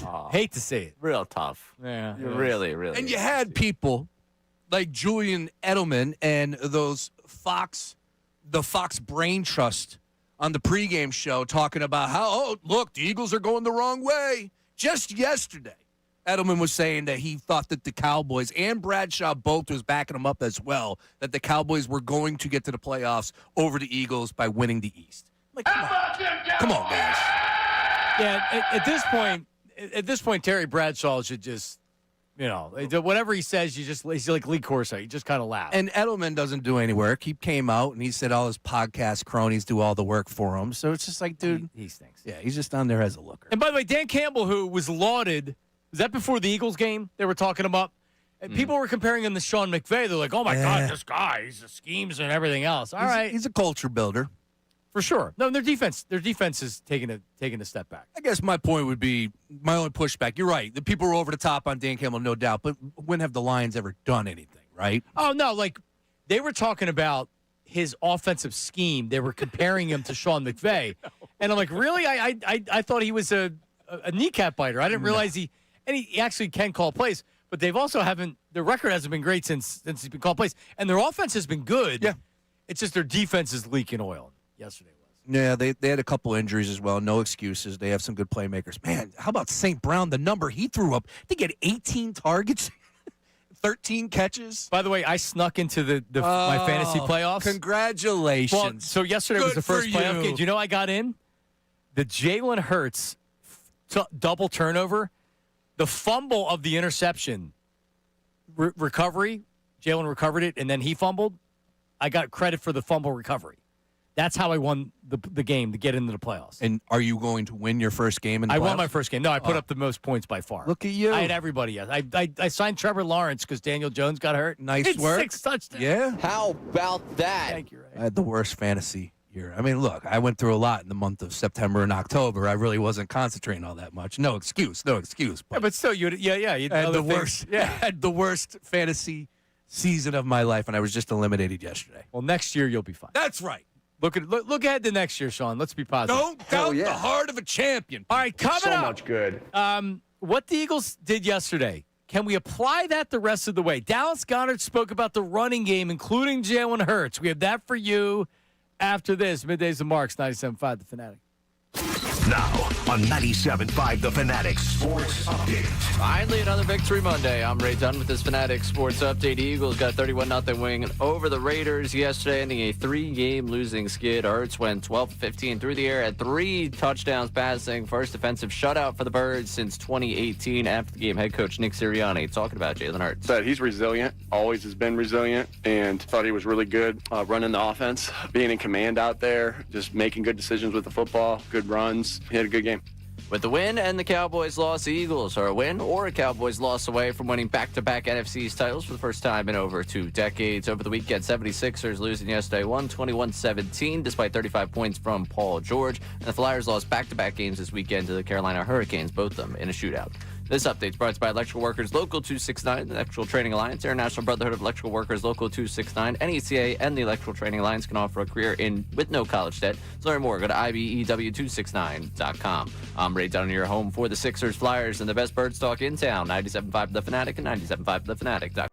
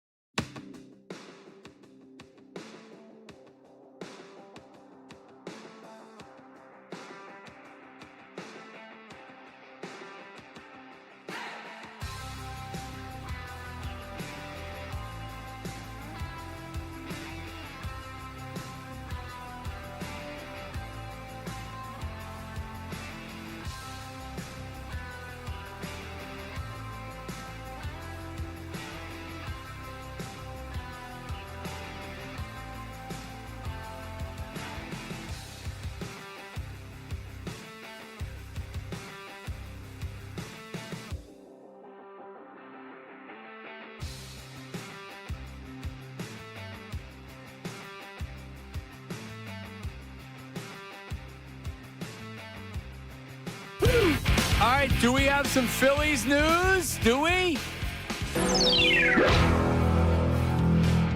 So, Ray, who is reporting this? This would be Francis Romero, who is an accredited writer, but yeah, Baseball Writers Association of America member. So, broken stuff before. Has Adolis Garcia. Last, I was going to say I didn't think it was his entire career, but last 6 seasons in Texas, signing a 1-year, $10 million contract with the Philadelphia Phillies, according to this reporter. So there you go. How about that? You might remember him for the guy that carried the Rangers in 2023. Yep. Took the title. It's the first thing you think of. He is a monster, a mammoth of a human. Yeah, he Big is. boy. I'm right now Googling the stats. A down year last year. The power is still there. The pure power is still there. He plays right field. He's a right-handed batter. So think Kepler from last year, what they wanted Kepler to be. That's what Garcia would be to the Phillies this year. They needed a right fielder. They need a right-handed bat in that lineup because they really don't have one. And you get it on a 1-year deal where you're not spending a ton of money, you're not spending a ton of years, and there is potential there with power. They need more pop in their lineup, for sure. Yeah, the long ball is what it all comes down to for me, and obviously this is one of his strengths here. I would just say I was very interested in him at the trade deadline last year because his name was being discussed a ton, and Bader ended up being probably a better guy to get. So I'm just curious if we're to compare the two right now, if you were able to have your pick, I'm wondering how the Phillies went about that decision. Maybe Bader's probably fetching a little bit more money out in the open market compared to Garcia. I think that's fair to say. Bader was just signing autographs. I know people were asking him if he's coming back to Philadelphia. So is he at the show? He was at the show over the weekend, and he did say, "Oh yeah, we're talking." I don't know how true and whatever that is. I'm sure they are having conversations. He's not signed yet, so I imagine he is talking. Can't imagine this makes it more likely that he's here. No, it does not. So just correct me if I'm wrong. Casty out, Garcia in. Yeah, Castellanos, they'll release him before he comes back. Okay. If they are able to trade him, it's not going to be for much. He will not be a Philly next year. I think that's been well established among everybody. Now, why Bader no then? Why is 3 Bader, years? Just simple as that. They're not going to spend the money, invest the capital to bring back Bader. Garcia is a 1-year. Yep. He was non-tendered by the Rangers, so the Rangers could have tendered him a contract. He was not a free agent. They elected not to. And so that's how he becomes a free agent. Last year, 227, 19 home runs, and 507 at-bats. Yeah, the numbers went down a little bit last year. The on-base percentage is very low, so he's your prototypical strikeout a lot, not walk a lot. 135 strikeouts last year, but he's typically, when he's getting 600 at-bats, he's getting 170, 175, 194, 193. But he's also hit 39 home runs in the year they won the World Series, 39 home runs, 25 home runs in 2024, 27 home runs in 2022, 31 home runs in 2021. He'll be 33 when March rolls around. Yep. So, I think it makes it much less likely they sign Bader, correct? So your outfield looks like now Marsh in left, Crawford in center, and Garcia in right, and then Weston Wilson can play some left field if you want to do a soft platoon. Yeah, it really depends. It might be, if Kemp's not your third baseman, he's going to be probably the right side of the platoon out there and left with Marsh. Otherwise, probably Weston Wilson. I think they view Marsh as a platoon guy. And then, yeah, it's looking like Crawford's going to get the call for center. Yeah. Come on down. I mean, he needs to be a part of the plans in 2026. I'm just still cautious about a guy they didn't play in center in AAA, playing in center field at Citizens Bank Park. Well, also relying on him because he had a really good year in AAA. There's no way that you weren't going to bring him up. He was hitting like 340 or 330 something in AAA, but he's also very young, and it doesn't mean that he's going to come up to the majors and have an offensive impact. So everybody just has to realize that he may come up because part of the reason why he's not as highly ranked as a prospect as maybe some other guys is that, like a lot of the ground balls that he's hitting on a minor league level may not find holes in the majors, right? Like they'll be ground outs instead of base hits. Yeah. So, but like he's earned a spot at being the starter. So Marsh, Crawford, Garcia, and then Weston Wilson. I mean, I guess an outside shot, Bader could still. Yeah, I mean, you could. I mean, theoretically, you move off of Marsh, and then Crawford's your left fielder, Bader's your center fielder, and maybe that's the world you go down. I don't think they're moving off of Marsh. I mean, I don't think they are either, but if you get to that point, if you're bringing back Bader, there's not really a place for Marsh in that outfield if your left-handed bat's going to be Crawford. Because then Crawford becomes right. This This left kind fielder. of feels like the door closes on Harrison Bader with this one, just because you have internal options that can play center field. So if this is true, and again, this is just a report, he's not signed. Nightingale just has it, so yeah, I'm thinking this one's gonna. Okay, This one's gonna be. So Garcia's here. It's a nice swing, buy low. Guy hits the ball hard. Playing at Rangers Park, maybe you get him at Citizens Bank Park. That ball carries over the summer, puts up nicer numbers. Maybe Kevin Long goes into the lab with him. Hey, some K Long conversation. But where does he bat? There's a chance. There's a chance he's your cleanup guy. Yes, see, all right. So here's the thing, and this is what, I saw somebody this morning put that, Ken Rosenthal said that Luis Robert from the White Sox, Phillies were still interested in him, which I say BS. Because they could have had him in the last 2 years pretty much for nothing. Mm-hmm. But the reason why I didn't want him was he's not a good hitter. He's hey, if I guess a fastball's coming and I make contact, sure, I have power, I can hit a home run. But this lineup needs more professional hitters than just guys that go up there and are fishing for swings and misses. And Garcia projects more as a guy that's up there, ball goes boom. He's got real power. Yeah, ball goes boom. But if his on-base percentage is under 300, which it's been the last 2 years, that ain't good. No, it's not. But, man, you have to. But beggars can't be choosers. Correct. And that's where I'm at. I'm focusing on this move right here. I know that I feel like the numbers are going to be more improved than what Castellanos was given last year. Obviously, we knew Cassie was going to be out. It's not Cody Bellinger. It's not Kyle Tucker. I understand it, but we have to be realistic about it here. Yeah, so, Garcia, thumbs up for me. I'm in. I was in on him last year during the trade deadline. And like I said, Bader he was the right move. So I'm hopeful that Bader could potentially return, but I'm not holding my breath on that either. And if you start moving things around here, maybe there is a world where Bader could move. I mean, it's going to be, 230-something right-handed bats and Crawford is your outfield if that's the case. I'm willing to go down that line. I need better right-handed bats than what I had last season. But, yeah, $10 million to Garcia is – it's a nice dart throw. I mean, they threw a couple of $10 million darts last year with Romano and Kepler, and I know this is, hindsight 2020. I hated the Kepler signing when it happened, and the Romano one really didn't excite me too much. So I feel better about this one than those two dart throws last year. Does this mean that Bohm stays or not related? Because a lot of the talk was if they need salary, they move Bohm, and then they take the $10 million and they can plug that towards an outfielder. Maybe it has nothing to do with that, but they were able to get an outfielder without spending more than $10 million because they were limited in how much they could pay somebody. So I would be surprised if Bohm stays. That's been my gut feeling all along. I said the same last week. And it's just. But you also have to have somebody that's willing to take him on, and then yes, you're not going to get a huge return for him, but you also can't just get scraps. You got to get something. No, yeah. It's a shame because Aaron Dolan has been really good representing Philadelphia on ESPN. I'm just saying, just pointing out the obvious here. Very good at what she does. One of the best handicappers, if I'm not mistaken, last year. Believe it or not. Really? According to the record that ESPN put out. The only reason I know who she is because she was dating Bohm. Bohm, yes, correct, yes. And I mean, I've seen some people say that maybe him struggling in baseball is because. Nah, I don't know that. No. Come on, man. We know how this isn't the 70s. We know what women can do to us. Women John. don't weaken legs, John Marks. This isn't the 70s. This ain't Rocky. Come on now. No, Bohm was, he turned it around a little bit at the end of last year, right? He came on, and then everybody, look, no one came through in the postseason. So get your lineups together, all right? We'll do lineups coming up. Also, I can't wait. What else do we have? I just want to do a little snow recap as well, and I need to figure out what type of a snow person you are. Informer? Not the Informer, no. Reggae? Actually, I have that for One Hit Wonder Wednesday. There you Informer. Go. That's coming up.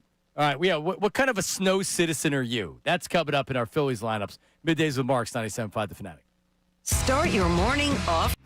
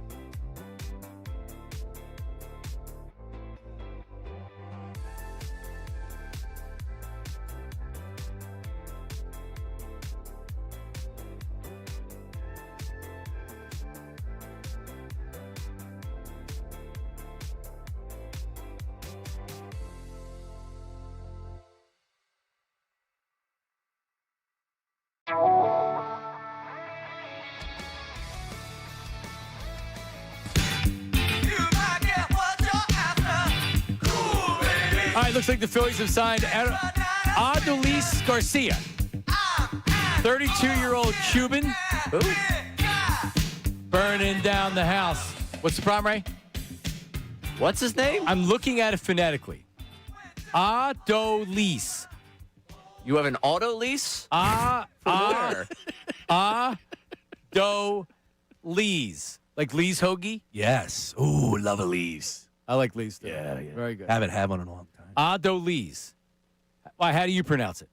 Adolis. I thought. Yeah, that's what I thought it was. Well, that's why I went and I looked at I was just looking at his pro baseball reference, and it's like, hold on, am I saying this wrong? Because phonetically spelled out, it says it's Adohlees. I guess I don't know. Adolis? Yeah.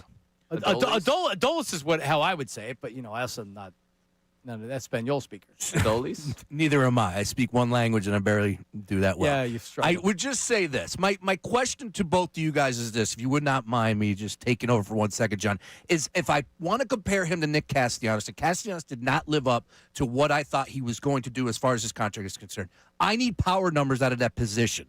That's the only way that this team is going to compete for a World Series is if they can hit home runs at the right time, obviously, but they have to hit the long ball. What is a good number that you can tell me that Garcia is going to hit this upcoming season? 240, 27 home runs. 27 bombs. I would sign up for that. You're signing up for 27? Ray? Yeah, I put him somewhere near the 25, probably. I think it's going to be better than the 19 he hit just because he's playing CBP compared to, I wanted to pull this up, Globe Life Park for right-handed bats last year was 24th of the 28 actually major league ballparks that games were played in last year in terms of right-handed hitters putting one out. So, what's Citizens Bank? Citizens Bank was They had those 15th. flower pots, yeah, I was going to say. Ooh. Plays right down 15th. the middle. Yeah, home run. Actually, Citizens Bank 11th if you just sort for a home run. So, okay. Yeah, I think he'll be all right. Also, just looking at some stuff during the break. Apparently, he's very good in right field defensively. All right. And I was reading an article saying, despite him struggling at the plate, hasn't affected him in right field. That he's good right field. He's got a cannon. Got a good arm. Yeah, got a good arm.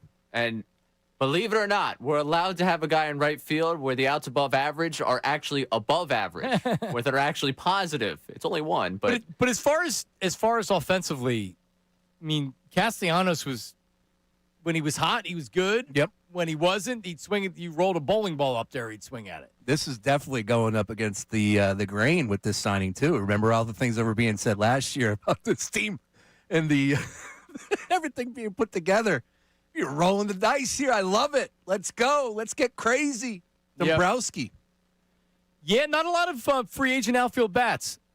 That was the bottom line. I mean, when we looked at the list, a lot of it was like, man, there's not really anybody you can get. And then you're wondering, okay, is he going to trade for an outfielder? But trading for an outfielder of any consequence, you would have to trade one of your young players, which they didn't want to do. Yeah. So I guess this is and then if it doesn't work out, you have the trade deadline. You can get this year's Bader. You get this year's whoever. You have to factor that into the equation, right? Then we're going to go into this season either with a hole at third base with Kemp being your third baseman or a potential hole in the outfield with not knowing. And so it's probably how you're going to go into this season. Pretty entertaining offseason so far. The stove is hot, right? Yeah, it really has been. Mets are doing some letting some guys leave. Interesting things. I think they're trying to reset some of the culture up there. Yeah. Good luck because they're two biggest players as far as the contract is concerned. I would imagine define the culture. And how much can you complain about Soto? I am anti-Juan Soto, but he shut me up a lot last year. He's a good player. Yeah, he put up some decent numbers. What does the lineup look like right now for the Phils? I mean, doesn't he just kind of take Castellanos' spot? That was my view as well. So he takes Castellanos' spot, but Castellanos was batting like 7th by the time we got to the postseason. I think it depends on how he's, you know what I mean? Like, how's he hitting? It was like that with Castellanos. They would move him up if needed when there was injuries or if he was playing well. I would have to look at Garcia's the same way. And if he's hot, he's not your cleanup hitter. You can't have him batting with that lack of plate discipline. You can't have him hitting behind Harper, which would leave Bohm back at the cleanup spot. That's where I was coming back to here. Like, okay, we wanted a right-handed bat. Nice, they got a right-handed bat that could take the Castellanos spot here. But Look, the one word that I'm seeing out in the timeline, boys, upgrade. That's just if there's one theme that I'm seeing from this signing, it's upgrade. Well, again, what you were going from with Castellanos. Correct. Right.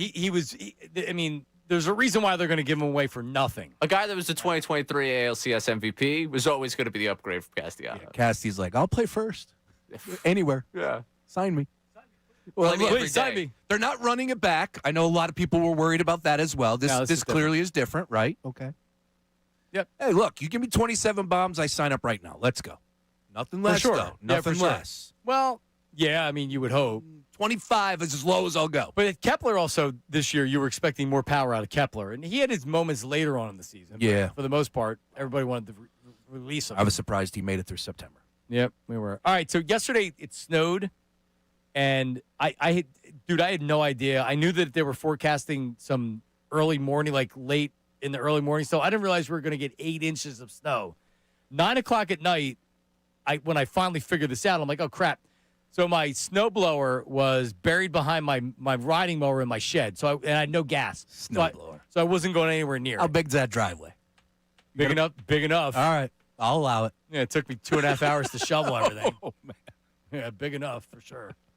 And it came with the house. I didn't buy it. Okay, gotcha. And it's a legit snowblower too. So I was like, I'll just shovel, and then we got 8 inches of snow. But it had me thinking as I was snowing, as I'm seeing people driving by or people aren't even out. When it snows, are you an early shoveler? Are you like butt crack of dawn? Let me get out there and shovel, or are you after breakfast? Let me lie around for a little bit. I'll get to it when I get to it. See, things have changed a lot over the past 5 years, John Marks, and that's where it starts and ends with me. With a lot of these conversations, comes to the kid, comes back to the child.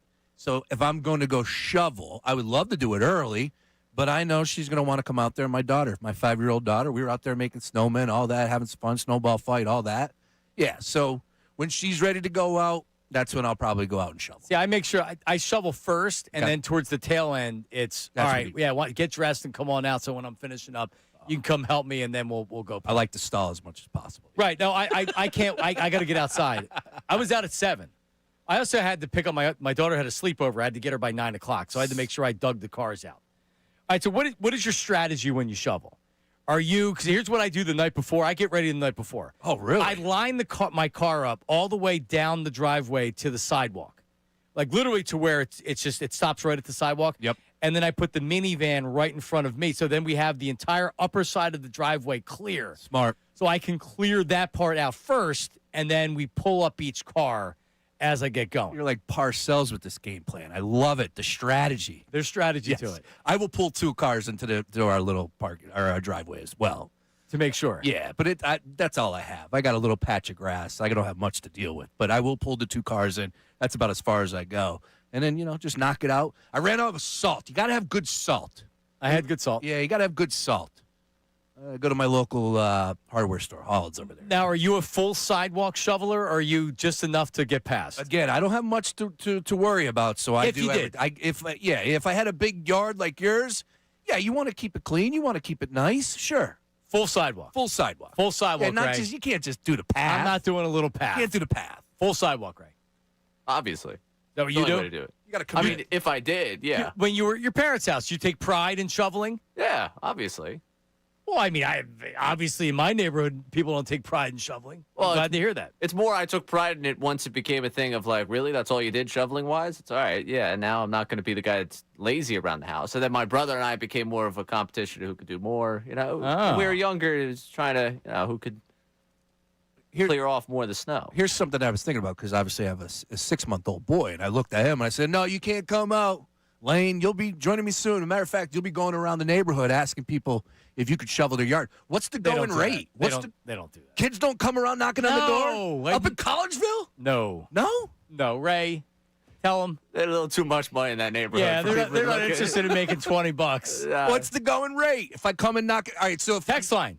If there's anybody out there that actually has kids walking, because that's what I used to do. I used to walk the neighborhood with the shovel. what'd you make? $5-10 probably back then. Wow. It was 35 years ago. I know. But if I'm knocking at a door right now, 20. then 25. Probably. Yeah. If it's 2 hours worth of work. Mr. Marks, I'll do your driveway for $25. You saying no to him? No, well, no, I would just like to be involved.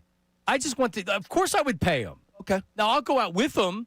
No, I'm not talking about your kids. I'm talking about a neighborhood. No. I'm saying I would go out with them, and I'd be like, go start on the sidewalk. I'm going to dig the car out. Get out of here. You would join them and pay the kid. Look at you. I would let him know. This guy. But like, he's not going to mess around with my car.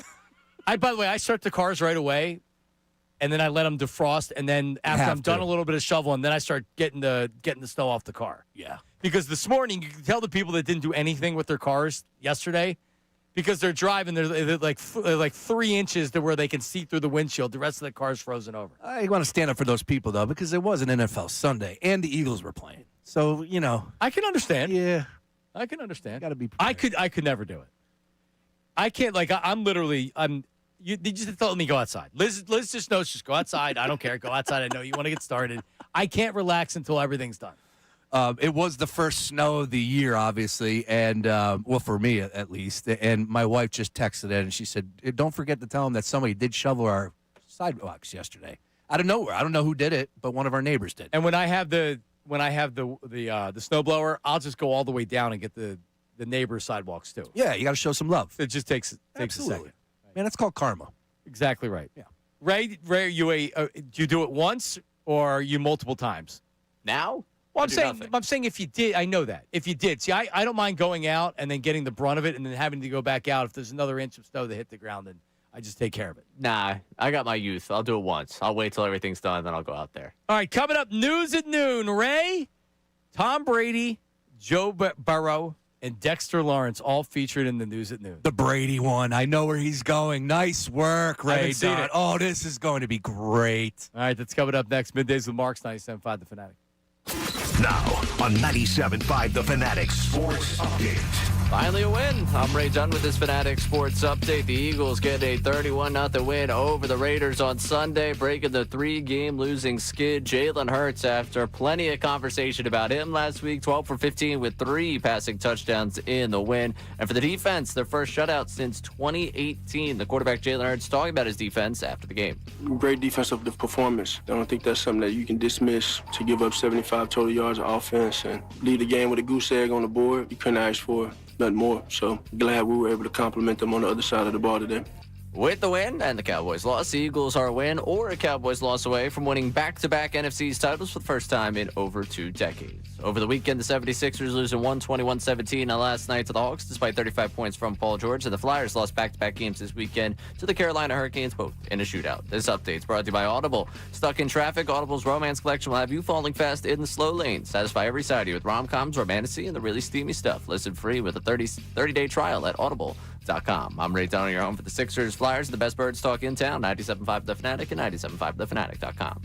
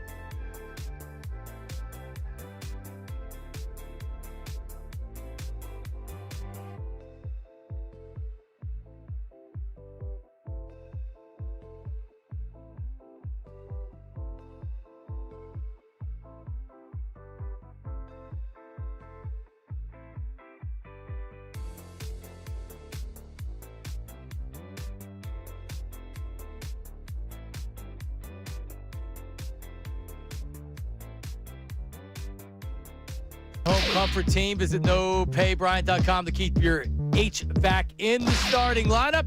John Marks, Sean Brace, and now the news and noon with Ray. This city needs its news. Now, it's time for I'd like to be remembered as a good newsman. the news at noon That's the coolest story I've ever heard in my entire life. That's insane. with Ray Dunn. All right, we're going to start it with the Fox NFL Sunday show. We're not doing any Terry Bradshaw this week, I promise. I'm taking at least a couple weeks off of any Bradshaw clips. I know I've kind of oversaturated. I've heard it from people. No need to go after Terry in his old age. And I'm not trying to go after him. I've just been pointing out over the last couple weeks. But today we're going to go after someone. Hold on, people are going after you because of your... I had a couple people a couple of my friends were like, all right, listen, man, you got to relax with the Terry thing. I was like, all right. Or he could relax or get off the TV. Yeah, I get it, though. It was too much. I think I went like 2 Terry clips in a matter of a 3-week span. That's a little too much. Okay. Probably wrong. We'll go after a guy that still believes he's young but is getting old. Tom Brady. Tom Brady was the subject of the #1 quarterback gifts ever given out. Carissa Thompson, Aaron Andrews did a whole segment, top 5 quarterbacks giving out gifts to offensive linemen, teammates. Brady comes in at #1, but there's a catch to this, and I need a decision on whether or not he's in the right or the wrong. 2007, Tom Brady, of course, that's when his team went undefeated in the regular season. He gifted his O-line, ready? Brand new luxury SUVs. What a class act. You guys. Hey, I want you guys to pay attention. There's a catch. There's a catch. Tom Brady, stop stealing our line. The catch to all this is the cars were on a 1-year lease. Wow. A 1-year lease. I didn't even know they had cars on a 1-year lease. Is that a Tom Brady special? That's correct. All right, so let's examine. Yes. You're essentially given, here's this luxury SUV. You only get it for a year. Okay. And then you got to hand it back in. I mean, what are the terms of the lease? You get 5,000 miles, and then you go over, you got to pay? That could be the case. Remember when Oprah gave away the cars? Everybody owed taxes on the cars. At least with the lease, they wouldn't owe taxes. There you go. That's the rub. So I'm wondering, but here's where I'm at. It's Tom bleeping Brady. He had a promotion already. You know that this was sponsored to a point. I am okay with you going to the offensive lineman and saying, hey, it's a 1-year lease. If you want it, I got it. I got it. It's Tom bleeping Brady. Come on. Right. And I believe this was after the 2008 season, which was a magical year for them, if I'm not mistaken. The year it was the undefeated season. They ended up losing it, whatever. But this is Christmas time when everything is riding high. So you give them the 1-year lease, and you give them the opportunity to say, hey, if you want this car at the end of the year after the 1-year lease, I'll buy it for you. Simple as that. That's the way I would have operated. No? Yeah, but I mean, what are we talking about? An $80,000 car? But then now I got to turn it back in? Yeah, I mean, it's odd. Oh, wait a minute. Buy him a Rolex. How much do you think a Rolex is? 10, 20? I don't know. I would say north of 25. Depends on the Rolex. It depends on the Audi. How about a gift card? What about a Wawa gift card? Yeah. It's a great gift. Got to have a Wawa. Listen, here's the thing. You can't Wawa do gift cards. Gift card, not to them. Or a Target gift card. Anytime my kids have birthdays, do me a favor. Just give them a Target gift card. Now, my wife doesn't go along with that, but I'd rather have a Target gift card than some plastic toy that I'm going to be wanting to throw out the following day. And the news at noon is now brought to you by Wawa. Gift cards are a perfect present. Love Wawa gift cards. I don't like this. The taxes is where John's right, and I don't know the details, but I'm kind of in the middle. Nah, like it wrong. didn't look good. Brady's face lit up. Well, like a Christmas ornament. He was definitely somewhat embarrassed. Yes. You heard it in the clip. His mic is clearly off while he's sitting on that desk. And he's trying to talk. And he's trying to tell the guys what they're about to get after him because he knows that they're about to make fun of him. He was trying to get ahead of it. If you're trying to get ahead of it, you're not proud of it. Yeah, he's not comfortable being made fun of. No. Not Tom. No. Who could still come back and play quarterback according to him. If you remember, Carson Wentz gave his offensive line guns. Yep. Remember Jason Kelsey had it between his legs and was like on his phone? Yeah. They were shooting, and Kelsey has it between his legs. He's like tweeting somebody, and it's like, hang on, go! No guns. Yeah. Look at it like that. Hurts did make the top 5 with the golf carts given out to the offensive line with Saquon last year. That's a good How gift. much you think a golf cart cost? 10. Custom. 10. I'll take the over on 10. We'll find out. Leather seats. Custom. Logos. Hubcaps. Did it have that, though? I think so. All right, custom golf cart, the first one that comes up, well, this looks like a car. 13,000. There you go. There you go. All right, go ahead. All right, following up to Fridays, I believe it was our news at noon, might have been a how about that, how miserable Joe Burrow is right now. They get shut out by the Ravens. They looked awful. He feels awful. Here is the line of questioning afterwards for Burrow, where you could see just how miserable he's got. Do you feel like there's too much weight on you where it feels like if you're not perfect, the team is good enough around you to pick you up? I feel confident in all those guys in the locker room. Like I said, today, there's not a team in the NFL that would have won the game today if I was the quarterback. Yes, shut out. The Raiders getting shut out should have been no surprise. The Correct. Eagles have a great defense, and Kenny Pickett. It's tough to get shut out. Yeah. It's tough for the Bengals to get shut out. Burrow is so talented. We all know how good he can be. He's obviously a little bit Mr. Glass as well, kind of like on the Watson threshold. But at the same time, he is so special, and he can sling it. I love Joe Burrow. I didn't like those comments, though. I just was like, man, it's Cincinnati. Yeah. Like, eventually, this is what's going to happen when you play for the Cincinnati Bengals. They don't do it right there. Nope. And it's cold. Yeah, it was like he needs an offseason reboot, figure things out, get healthy. I think he's free agent in 2029, so long way to go. Yeah, they'll trade him before they just let him walk in free. I agree. All right, Ray, what else? All right, last one for you here. Just how far the Giants have fallen. A game that maybe 10 people saw yesterday at MetLife. It looked totally empty. And Dexter Lawrence was asked about the attendance. It was cold outside. I honestly didn't expect too many people to show up. Honestly. It was cold outside. I didn't expect too many people to show up. Is it the first game that's ever been played in football in cold weather? No, they didn't show up because you guys suck. Right. Well, I think that's assumed in what he's saying. A 2-11 team against a 3-10 team. Giants have lost 9 straight now, 10 straight. It's bad. And it's bad for both of those teams in New York / Jersey. This is very, very bad. And I'll tell you what, I was blown away the week before when the Jets were at home and how many people were in the seats then for that game. I think there were less for yesterday's Giants game. So my question is, who the hell would show up? Because you know what happens when your team's not good? Tickets become available. Yep. And you say, you know what? Yeah, let me take my son down or whatever. Like you don't get free Eagles tickets floating around a lot when the teams suck, which is very rare. But that's when tickets become available. You couldn't have paid me to go to a Giants Commanders game yesterday. How cold it was? No. Like literally, you would have to be. You couldn't pay me to go to the Eagles game yesterday. It was so cold. Yeah, it was. What's us that crap? It was pretty cold that I wasn't even contemplating going down to South Philadelphia. Giants to watch that game, both of those teams. Nah, I pass on that. All the injuries that they're dealing with as well. Their 2 top players are done. Right? I mean, you get an opportunity to watch Jackson Dart, so maybe I could sign off on that. But you don't have a coach right now. That's a dead team walking. That's an embarrassing franchise from what they used to be. For sure. It is. And you still have Jackson Dart going forward anyway, so it's not like you're just watching him play out the season. No, at least they have their quarterback. He's good. With that and black. I hate him. Yeah, he's I can't stand that him eye and black. Scatterbo. Looking like David Bowie out there playing quarterback. Come on, man. Do something. Earn it. Commanders and the Eagles coming up this week. Marcus Mariota, I assume Marcus Mariota is the starter. They're insane if they put Daniels back out there. Yeah, it's one of those deals. You're probably right. 6-point favorites on the road. A little bit too many for the Birds. That's my gut feeling right now, but seems kind of light. I'm a prisoner of the moment because the Commanders did play well yesterday. Yeah, relative against the Giants. Correct. All right, coming up. How has the town reacted to the win? How are you feeling? Are the Eagles back? We've got opinions on that on the text line. And Mad Mike, what does he have to say about the win yesterday? And also some reaction to the Phillies signing as well. That's coming up Middays with Marks, 97.5 The Fanatic.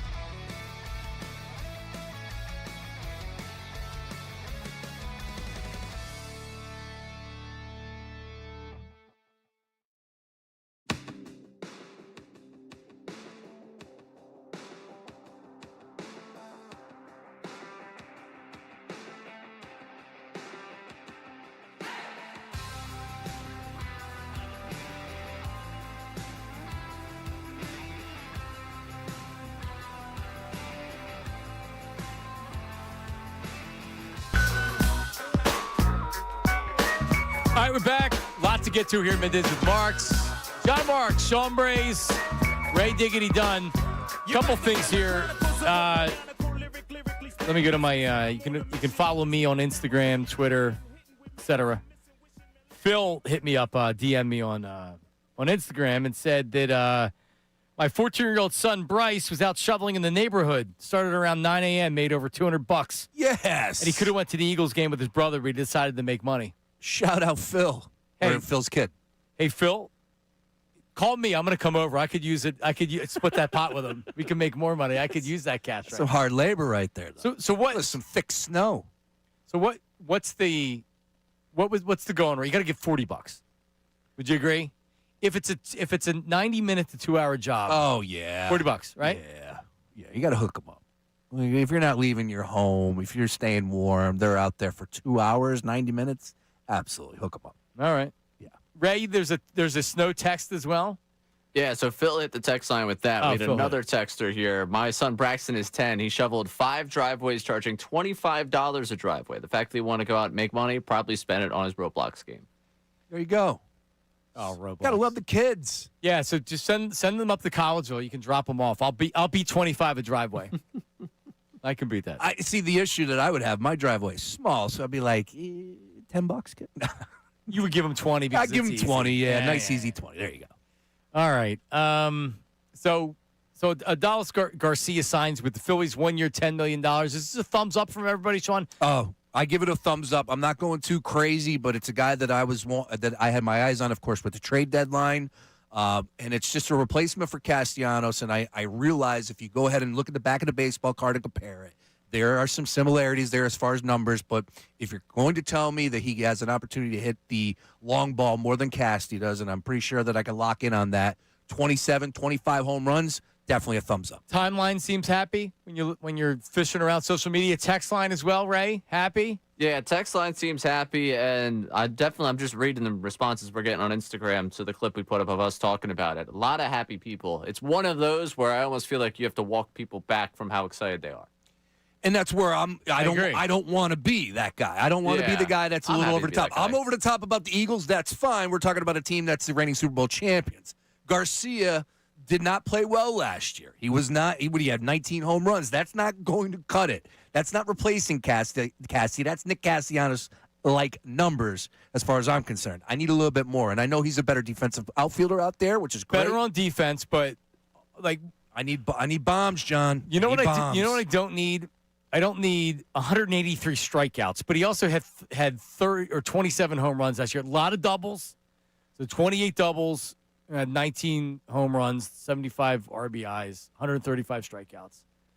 So he is going to strike out a lot, but when you're shopping on the discount rack, right? Like sometimes you get something really nice, other times you get what you pay for, right? And when you look, you could get what you pay for. I wonder where does Bellinger end up now? If the Phillies are out, it seems like the Yankees are going to be out on him. Bellinger didn't make a ton of sense for me just because he's a left-handed hitter. Yeah, that's true. But I liked the player itself makes sense. I've always had a thing for Bellinger, and I like the fact that he plays multiple positions. He's very good in the outfield. He is. I don't know, but yeah, that's not going to happen now. Al, and it looks like this is the end of Bader. Ray, you would agree with that? Unless you're moving stuff around elsewhere, this just doesn't seem to make sense to bring it back. Yeah, because then it's like, all right, well, who's your starting outfield? Well, if you were to go down the Bader path, if you move on from Bohm, you open up that $10 million.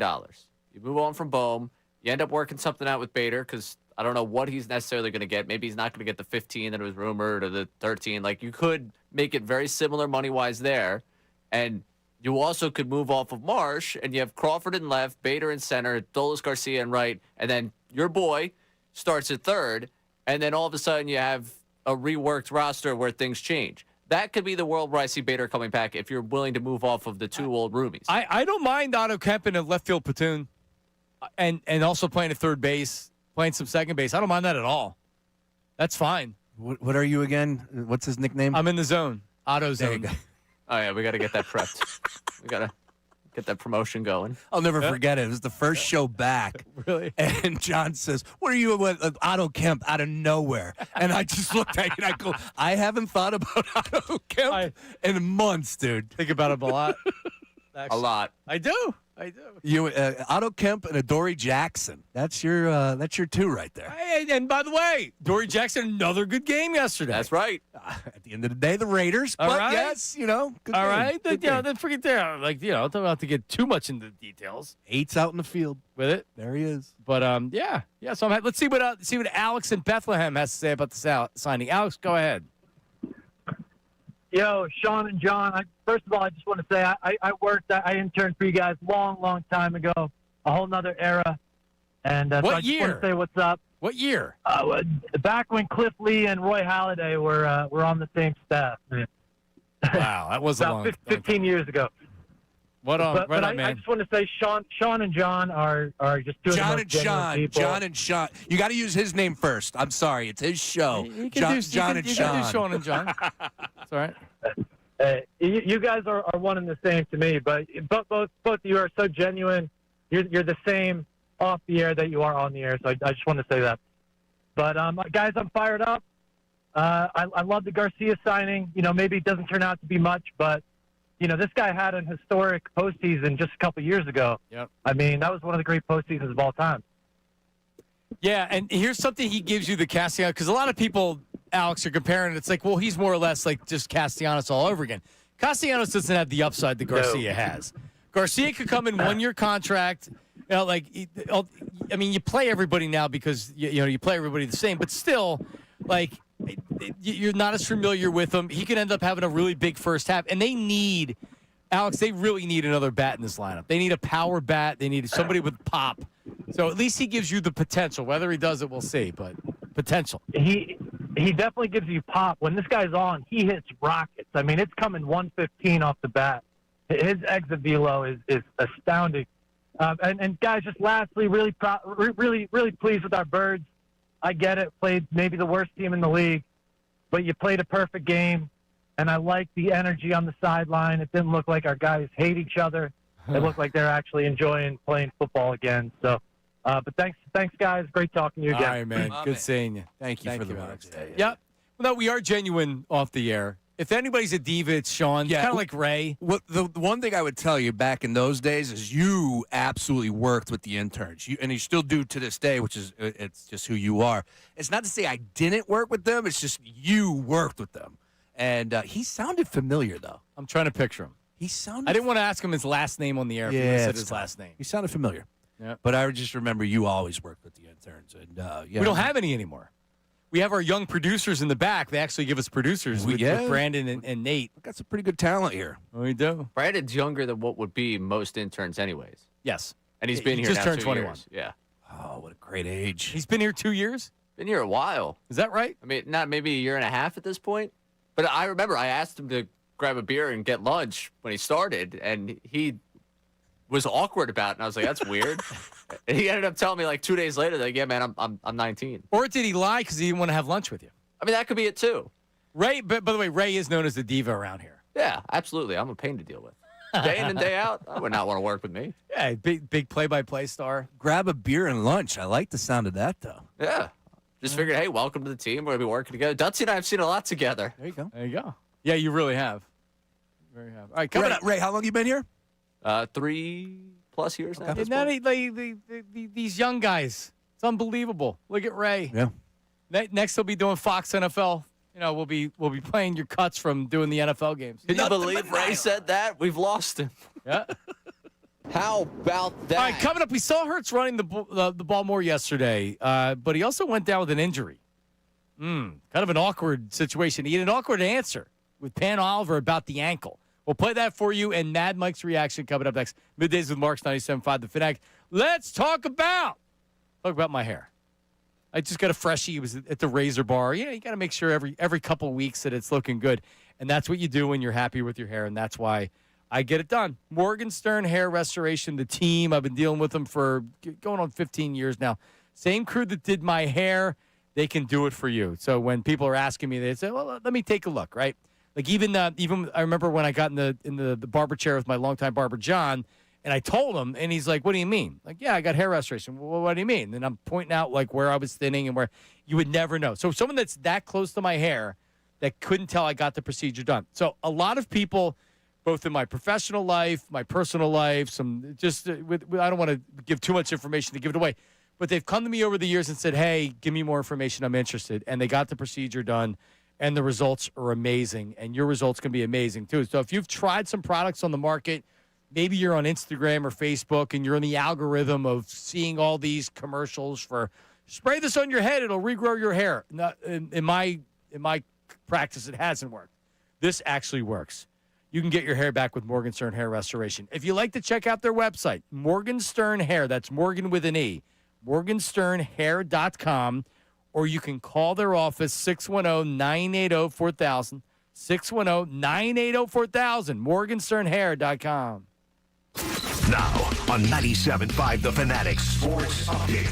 Finally, a victory Monday. I'm Ray Dunn with this Fanatic Sports Update. The Eagles got a 31-0 win over the Raiders yesterday. It ended a 3-game losing skid for the Birds. It was an encouraging sign for their quarterback after a week of conversations surrounding Hurts and everything that he brings to this offense. He was 12-15 for 3 touchdowns through the air. Defense looked great as it has over the last couple of weeks. First defensive shutout for this group since 2018. After the game, the quarterback was talked about by his head coach here, Sirianni, on Jalen Hurts. Said he's resilient, always has been resilient, and thought he was really good running the offense, being in command out there, just making good decisions with the football, good runs. He had a good game.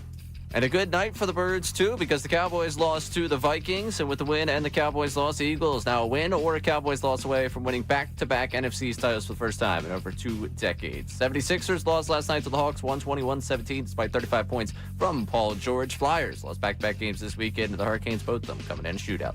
This update's brought to you by Audible. Stuck in traffic? Audible's romance collection will have you falling fast in the slow lane, satisfy every side of you with rom-coms, romantasy, and the really steamy stuff. Listen free with a 30-day trial at audible.com. I'm Ray Dunn, your home for the Sixers, Flyers, and the best Birds talk in town. 97.5 The Fanatic, 97.5 TheFanatic.com.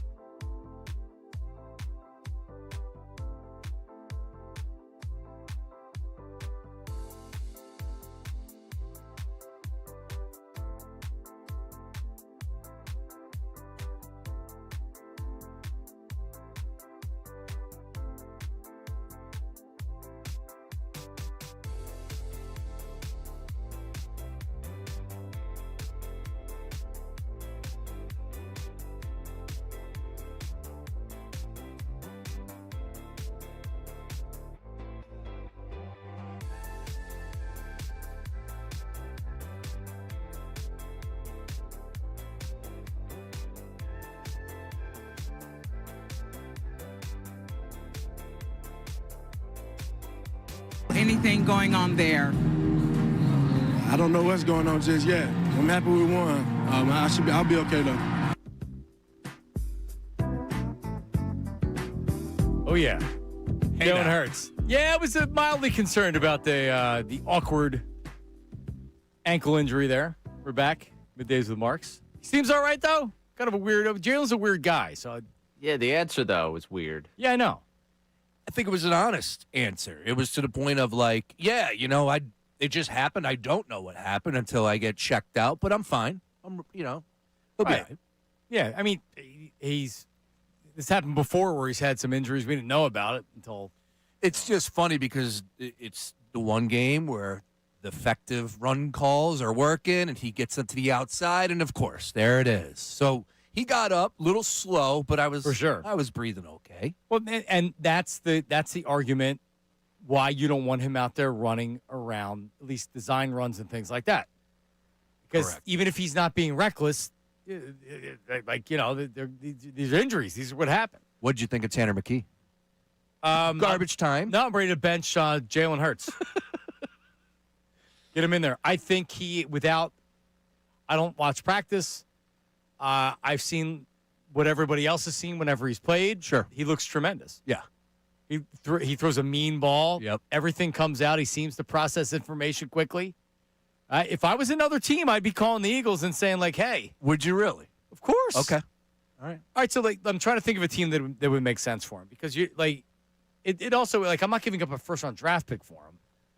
But if you're the Eagles, why would you trade an inexpensive backup option that you believe you can play? Yeah.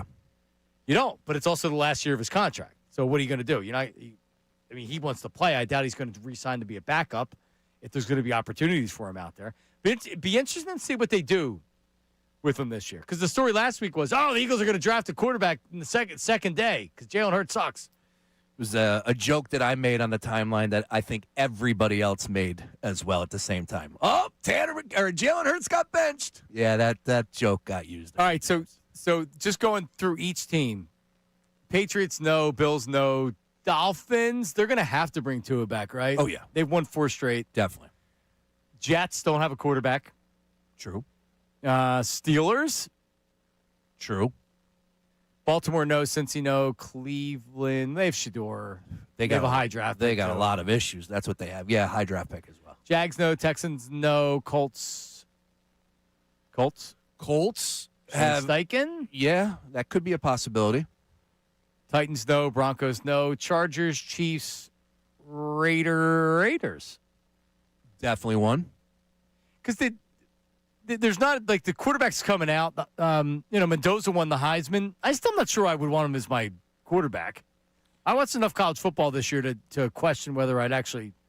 He's got a strong arm. He's got mobility and everything else. Right there with you. I'm not so sure. Yeah, the quarterback's coming out this year. It's not really the lock, stock, and barrel class that we were being sold once this offseason or this past summer. Let's put it that way. No one in the East, no one in the North. As long as they're going to give McCarthy another year. South, no. Saints are good.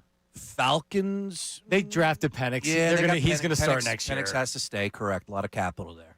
And Cardinals. Cardinals definitely, because I think Kyler Murray's probably going to be on his way out. Yeah, probably with the coach. Yeah, I would imagine so. Right? Can we do role play here? Not how you normally do it. I'm talking about sports. Hello. Yeah, I figured we were doing the sports thing. I don't want to role play with you. Okay. You be Howie Roseman. I'll be I don't even know who. So a general manager for another team. Ring, ring, ring, ring, ring. Hello. Howie, how you doing, buddy? Pretty good. Wish my offense was better. All right, I got a third-round draft pick that's staring at me in the face. No. Make me an offer I can't refuse. I'm Howie Roseman. No. Oh, okay, you want an offer you can't refuse? I'll give you something that's going to happen. Tanner McKee's going to leave after next year, and you're going to get nothing. That's true. So you can have your backup quarterback at an inexpensive price and insurance policy to Jalen Hurts in case he stinks again. But the likelihood is he's going to leave by free agency, and I'll just sign him 2 years from now. Why don't I give you a second-round draft pick? You give me a sixth-round draft pick and Tanner McKee. Steelers said that I didn't have to give them a sixth-round draft pick. They would just give me the second clean. Ooh, that's a good one. So would you do it for a second? Yeah, here, man. Have Tanner McKee. We're not Howie anymore. No, but seriously, like, how do you think the Eagles proceed? Oh, it's a good one because you know that you believe in him. You know what his ability is. They know better than anybody else. Correct. I don't think it's a fluke. I think people are a little over the top on him, but we understand how that works here in this city with the backup quarterback. We love him. We like the size. We like the arm. We think he can run the offense. What would it take? I don't know. I just the contract is interesting, and again, there are teams out there. For the third time, I'm going to mention this right now. Just look at around the league at the starting quarterbacks. There are teams out there with starting quarterbacks that wish that they had somebody else. And you just went down for the sure. list. And the problem is a lot of these teams you don't have the draft pick because you won too many games, or very rarely does a player become available in free agency. So you can go out and work the trade market or whatever. But normally you can't find your starting quarterback. It's actually a young. But he also hasn't played, so you're kind of gambling on it. But still, I don't know. It'd be interesting. Mad Mike's checking in. Mad Mike, good morning. How are you? Hey, how we doing today, guys? Or good afternoon, I should say, Mad Mike. I'm doing well. Yeah, afternoon. I'm walking the dogs on my lunch break. Just got to get out here in the freezing cold weather. That's why I don't have a dog, Mike. When I see people walk past my house in the morning when it's cold out, that'd be me. I'm out. So all morning I have to listen to all these mouth breathers from the Delaware Valley. Oh, the Eagles are back. Oh, yeah, like they didn't just tee off on Don Gwinnell's School for the Blind, football team. Yeah, but at least it was good. Give me a break. Right? No, the Raiders literally were like, we're ready to go on our cruise or go on vacation. And Jalen Hurts and that team is going to get so punched in the mouth when they get to the playoffs. Like, this team is a bunch of, pretend tough guys, schoolyard bullies who are about to get punched by, a real bully when they get to the playoffs. Name the team, Mad Mike. Name the team that's going to punch I think the Rams kicked their ass. All right, well, okay. Yeah, the Rams are the number one team. I think the Chicago Bears punched them in the mouth and made them look like little girls, too. All right. It's hard Can't to argue with that. Yeah, look, and this team is the fraudiest bunch of frauds ever. I can't get there with fraudiest that. Can't get there with you on that. No way. They are. So Saquon Barkley got fat over the offseason doing his banquet tours. Got his $40 million. Doesn't care anymore. Is that what happened? Is that what happened? I didn't. Yes. Well, I mean, he did have a nice offseason. Just saying. They all did. That doesn't mean he got fat. And then you got A.J. Brown isn't the same player anymore. Devontae Smith is still a skinny little, nothing out there. One serious hit away from barely walking again. Except that never happens. That never happens. Hold on, Matt Mike. Were you excited to see Brandon Graham get his sacks? No, Brandon Graham that's another guy. I can't stand him. 5 whole sacks. He averaged 5 sacks for his career a year. Congratulations, you're super awesome. You Mr. Longevity. You just hung around. There he is. Congratulations, you're awesome. All right, so just so I'm sure, do you feel better about the Eagles after the win yesterday? I feel better that I know that this team is a soft bunch of frauds that aren't going to win the Super Bowl. All right, there he is. Have a great day, Mike. You can't say that on 12-15-25. We don't know the matchups. The injuries are unexpected, and they're happening. And it's about how they're playing at that time. Amen. That what they needed to do is exactly what took place yesterday against the Raiders. We'll see what happens on Saturday down in D.C. Commanders are beatable. Eagles are 6-point favorites, whether you want to believe it or not. And we'll see what happens. You know what, though? They weren't ready for the Bears. The Bears came in, and they were salivating for the Eagles. Eagles didn't know what hit them. That first time the Giants played them, Eagles, correct. They weren't ready for it. Yep. They're going to be ready. If they play the Bears again, it's going to look a lot different. Maybe it won't. Maybe the Eagles just are what they are. Maybe the Bears will run them over. Well, now you got the tape, right? But now, it's all about how much confidence you have in yourself and your team, right? When the Eagles are rolling, the Eagles are rolling.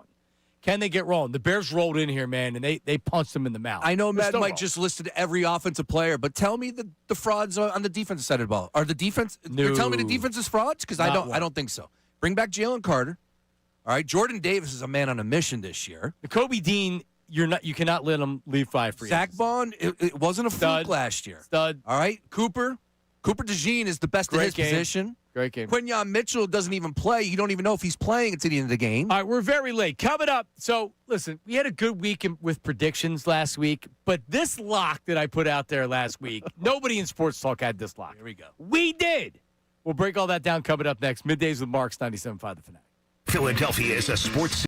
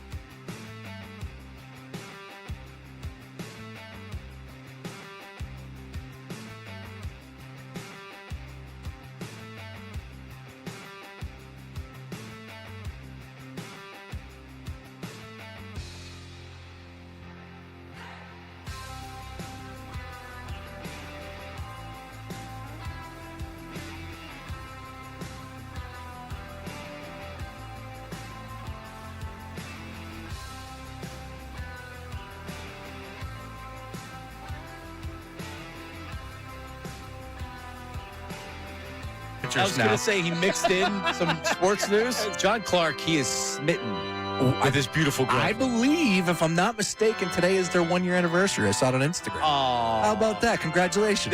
There will not be another year without them being engaged. Within the next year, John Clark's engaged. Lock it up. That's like a minus 800. Yeah, that's an easy call.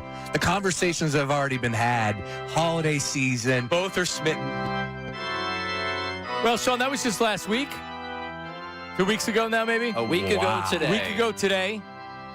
John Clark, and over the weekend, it's never official till you see it on Instagram. John Clark, congratulations, asking his beautiful girlfriend to marry him. Johnny Sunshine. Now, did she say yes? Because Because John may put it out on Instagram even if she said no, just to get the likes. She collaborated on the post. I know, That's how you yeah, know she said yes. Well, maybe she likes likes and Good point. things like that too. Up at the Rockefeller Center, right? The tree up there. Yep. And tell me. you know, he's got the big NBC connection, so I'd imagine they rolled out the red carpet for him. Looks great in the pictures, but a hell of a call by you, sir. I Hat sensed tip. it. Nice work by you. Yeah, you can tell. Because John is around our age. Yeah. So, yeah, like if you want to get married, John for so long was, I'm not going to tell you his work's going to drop off, but he lived the lifestyle of, work, He would being get out, Tuesdays being out. off. Yeah. Tuesdays off, and you'd see him like maybe a Thursday night every once in a while. But Right. That dude works. Yeah, like hustles like very few people do in this business in this area for sure. From day one, man. Day one. Yep. So Congratulations. Congrats to John. Nice work. But better call by you, though. I'm just saying. It was odd that I said it last week. It's like, what? I didn't say in the next week. I said in the next year. Yeah, the next year. But it happened less than a week later. Conspiracy theory that there is a group chat of all the Johns in Philadelphia sports media, and that Mark's had an inside line here. There is a few Johns in the media spectrum here. So yeah. I did actually get a couple of inquiries. It's like with everything that's going on with the NBA and inside information and stuff. Is just like, hold on a second, you knew you wouldn't have said that on the air unless you knew. And I'm like, listen, I like John a lot. I haven't talked to John in a long time. So who called you? Chauncey Billups? Was that Damon Jones? Damon Jones. Was Okay, wondering. nice. Yeah. Yeah. And what's the kid from Temple's name? Oh, I'm sorry. Ray gets very nervous anytime I talk about anything like that. I'm not nervous. I'm just not going to talk. Very easy. Well, he did not call me. No. DeJounte Porter. What else we got? All those guys. Yeah. You see the Turkey Soccer Federation? You see the story? Oh, I'm up on the Turkey. I have no idea. Like, I know Floria wrote about it yesterday. There's like 100 referees that had active betting accounts. Oh, man. Yeah, everybody was betting. Well, it's Turkey football, but it's, soccer. Sounds about right. So anyway, congratulations to John Clark. Lovely post on his Instagram, and my man was after it all weekend long. Now, does he start going? Here's my question. Now, does the reporting start to fall off a little bit? I think it's natural a little bit. Is he not at the airport every time someone gets signed? If I remember correctly, planning a wedding, it is time consuming. Now, I wonder are they going to do it in Sea Isle, Avalon, or do you think they take it destination? No, this is local. This is a Philadelphia. The stars are out. Marion. Big money spent. Marion, right up there on the main line. You think Marion? I don't know. Does he have Marion money? Who knows? It's Sunshine. Johnny. One of the places, the Chess Cafe places in the city. Whatever. But it's star-studded affair, I believe. Do you get an invite? I do not. Okay. I haven't talked to John. Does Ray get an invite? Ray? No, I don't think so. Temple Connection, brothers? No? I mean, no. Very happy for John. I mean, it's been a big couple months for him. Temple Hall of Fame. He's engaged. Yeah. I'd take a trip to the bachelor party. Say that right now. That'd be something. I'd sign up for that trip. That's at the shore. We also don't know when he's getting married, too, right?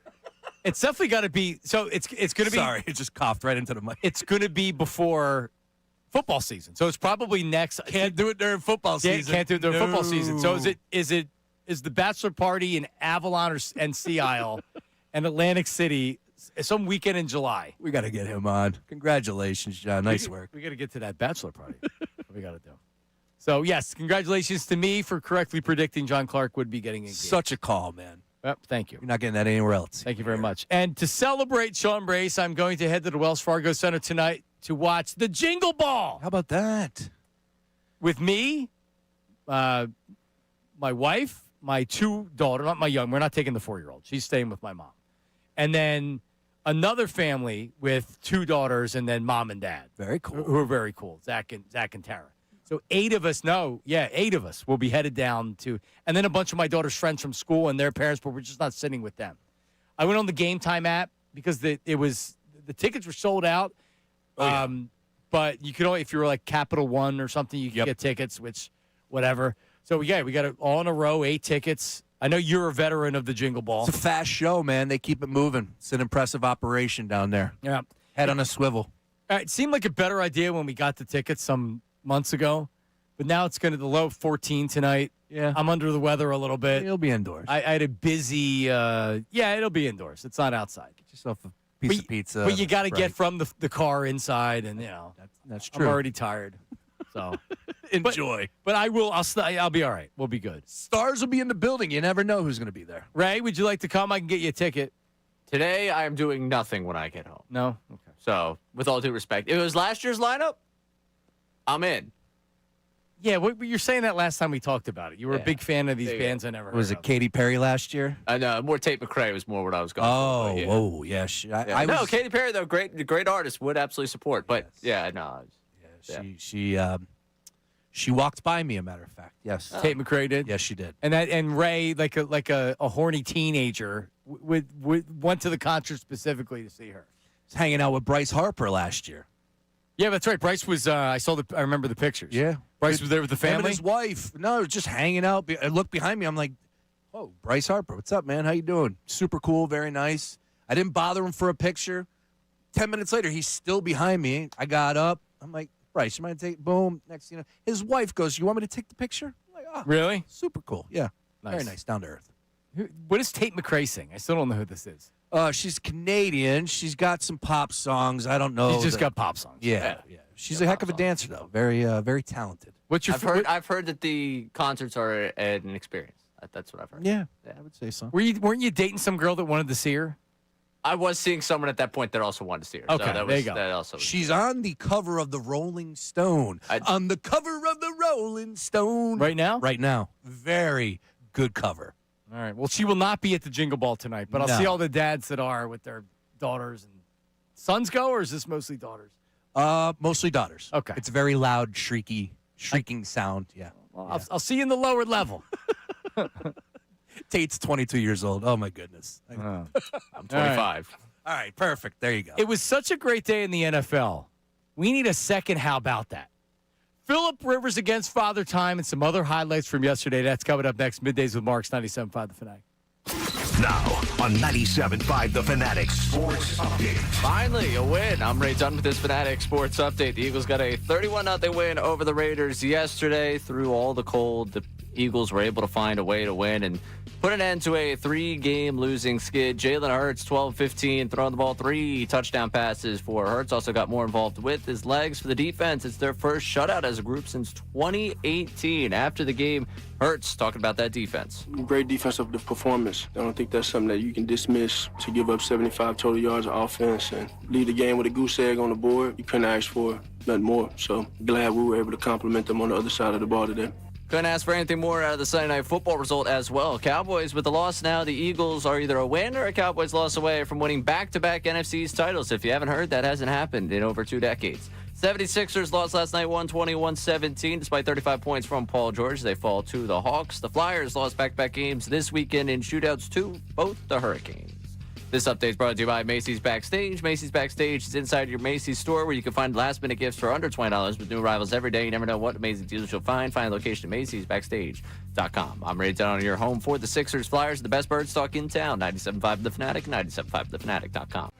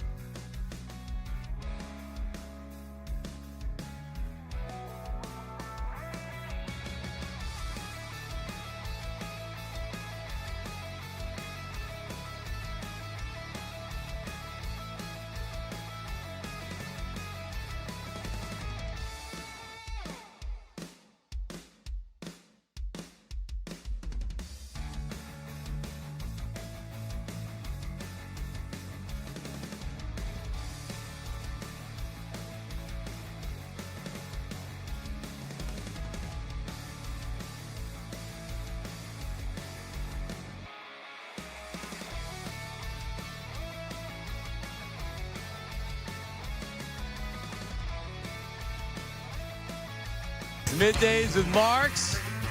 12 o'clock hour has been brought to you by Service First HVAC, offering 0% financing, 48 months, rebates and tax credits up to $4,300 when purchasing a heating and cooling system.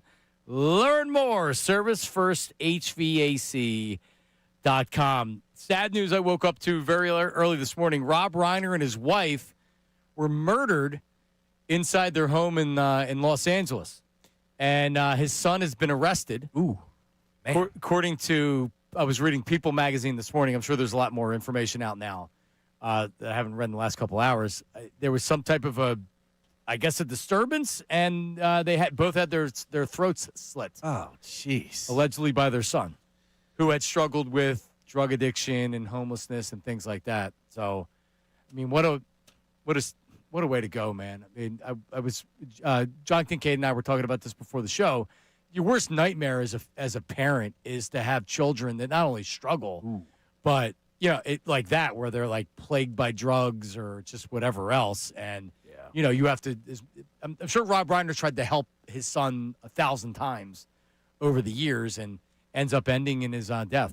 But very sad. Very sad. Not much to add. If I could just say that he was very damn talented in some of the movies that he put out are just incredible. Stand By Me, like just class. Yeah, he's one of the all-timers. So, and also Meathead from All in the Family, which was one of the most popular, not even just one of the most popular shows, but certainly at the time, some of the things that they discussed and the subjects that they covered. All in the Family was, Rob Reiner was the son-in-law of Archie Bunker. A Few Good Men is an automatic stop for me.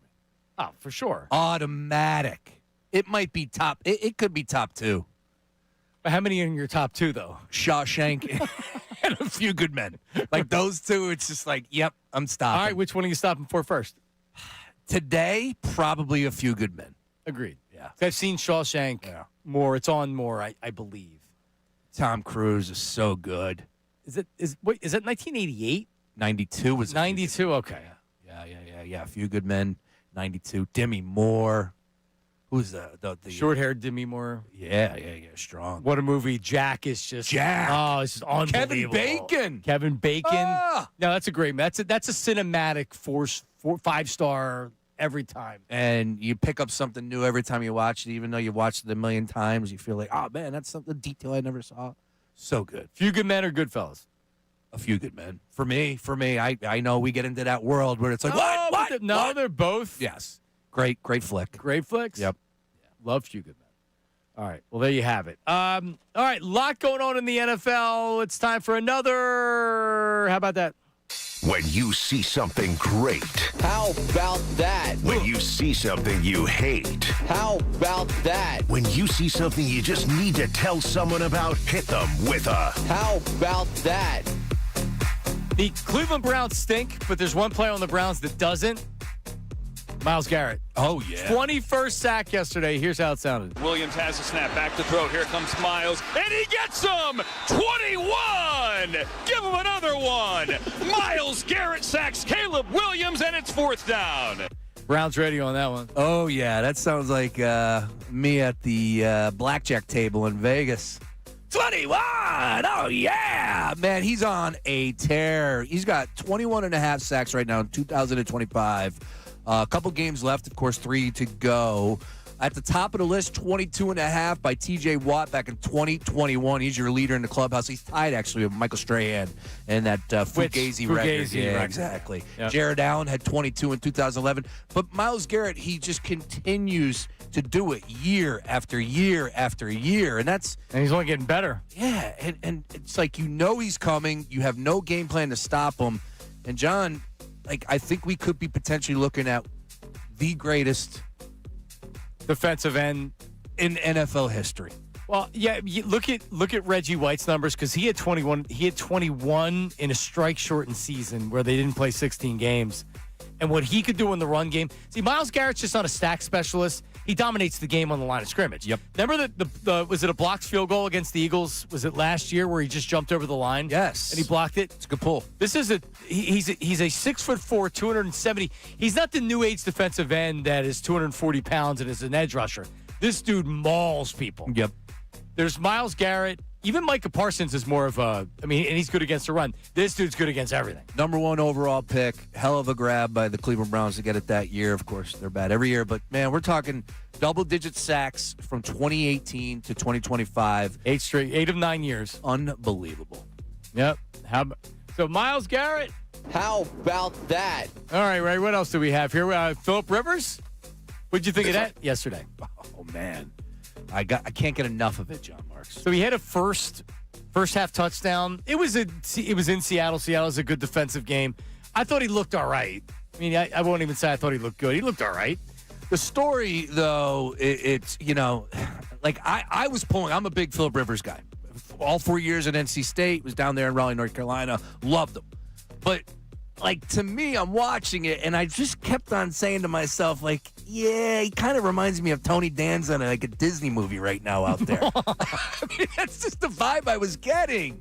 Why Tony Danza? I don't know. I was just waiting for the yellow, golden retriever to jump off the sideline, Lick Air his face. Bud.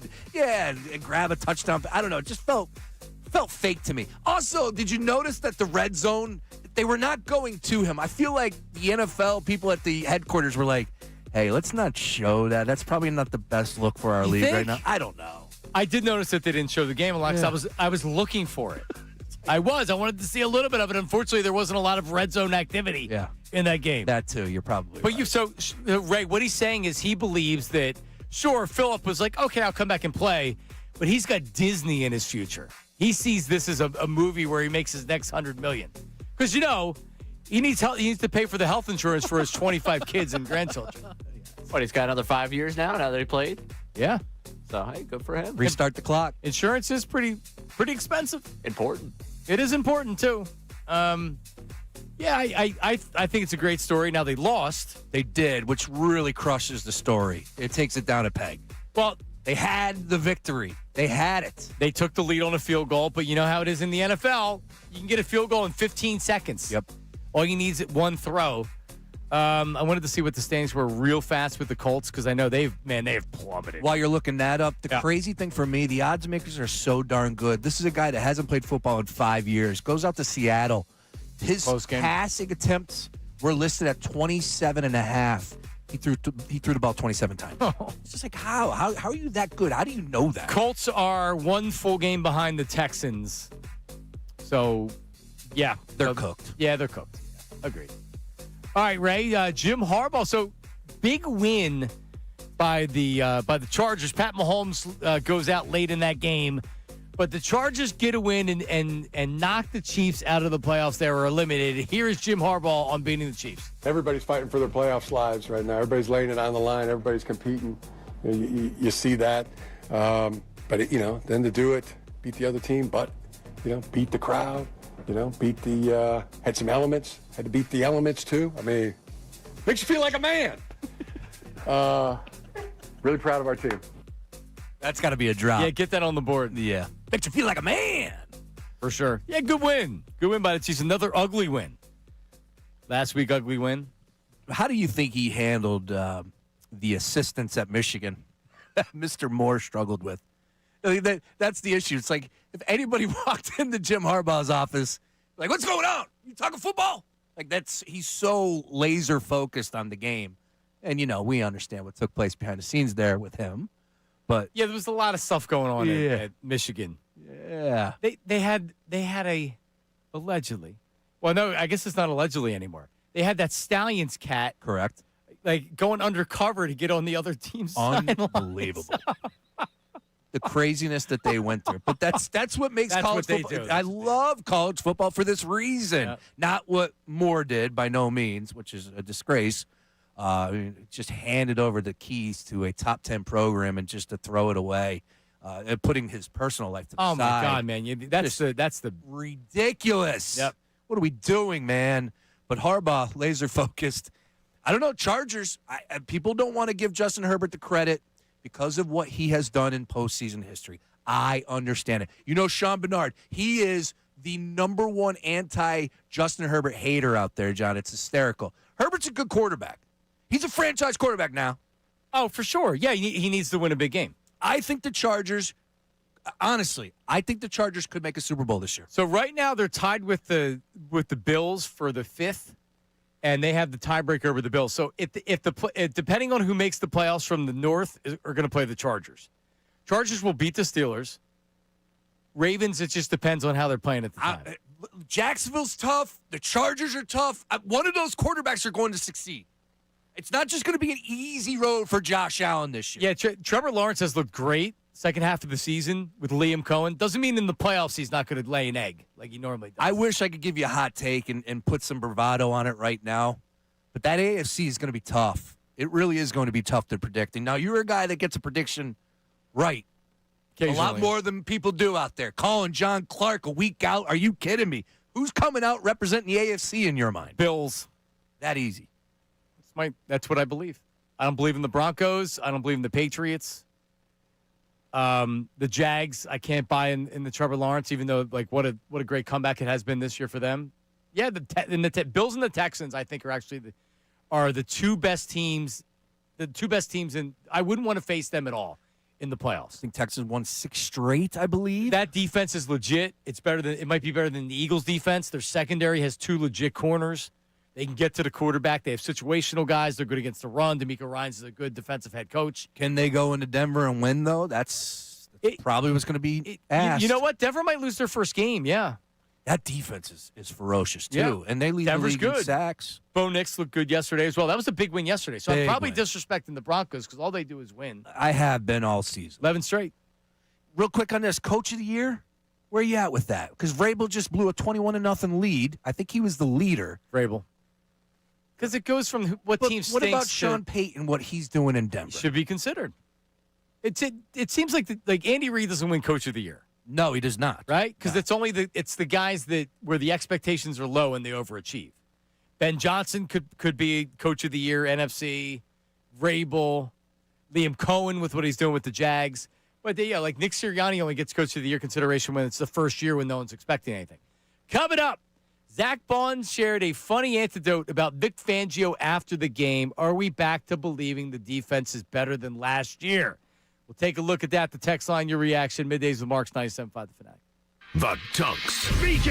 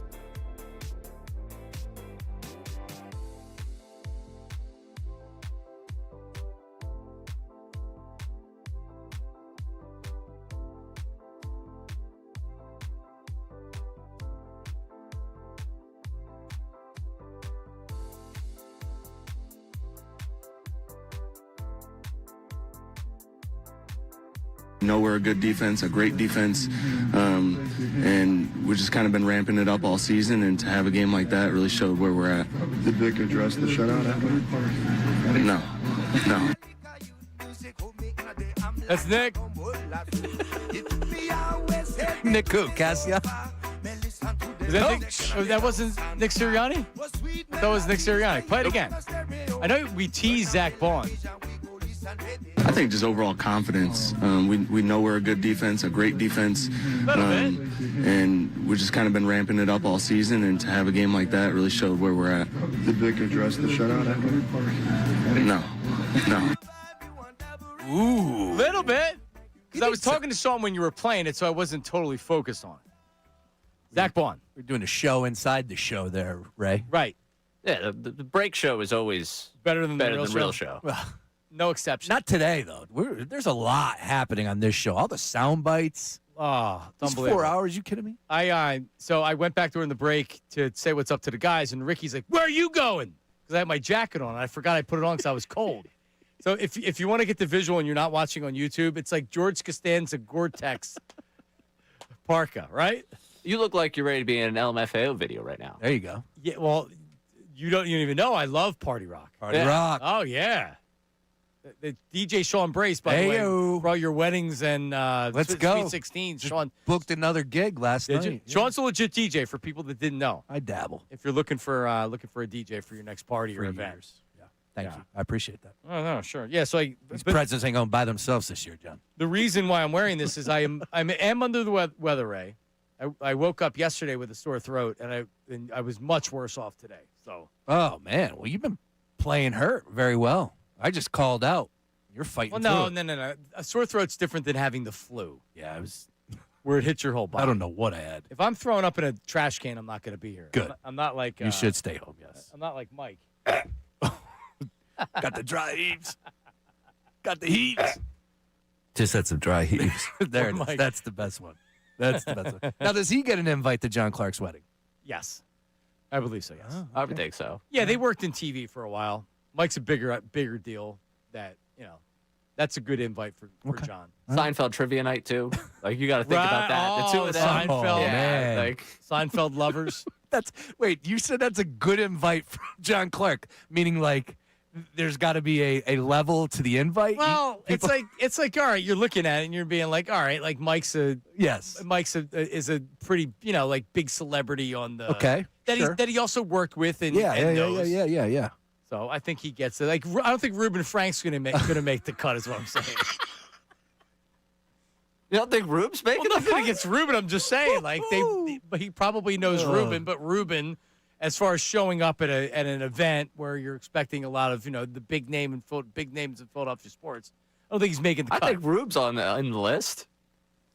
Merrill and Mike both get the call, right? Absolutely. Yeah. Right? Yes. Yeah. Hey, you gotta. Does Ricky Bo get the invite? Ooh. I would say yes. But they don't work. I don't together. know. Yeah, They don't work together. Okay, because I'm They trying. golf together though. I think. Yeah, Oh, they do. I'm pretty sure they've golfed Well, a decent amount he together. probably gets the invite. Yeah. I mean, it's Ricky Bo. It is. That was an All-Star in '96. All right. Yeah, because you've worked people that are obviously going to come, and then you have people you work with that maybe you're not as close, so they don't necessarily get the invite. I'm just saying this is definitely something that we need to pay attention to. This is good conversation. John Clark's wedding.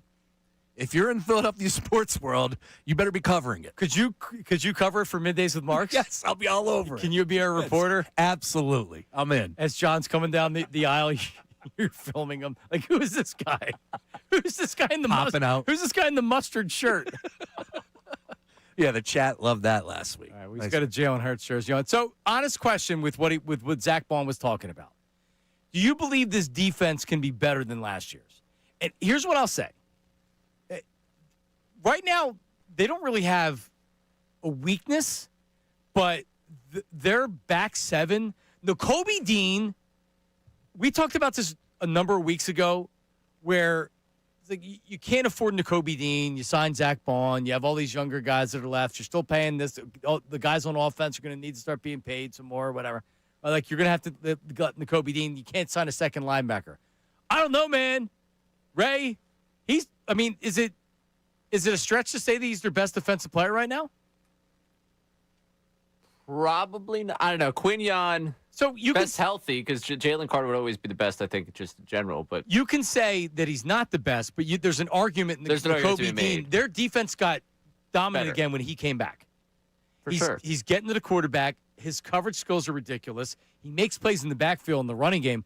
I don't remember him being this explosive and athletic before. He always seemed like he was a tad bit too small or maybe not quite fast enough. Man, he must have been working out or something. Can I get some of these vitamins? Is that the dad stack? Is he on the dad stack that Colarulo talks about a lot?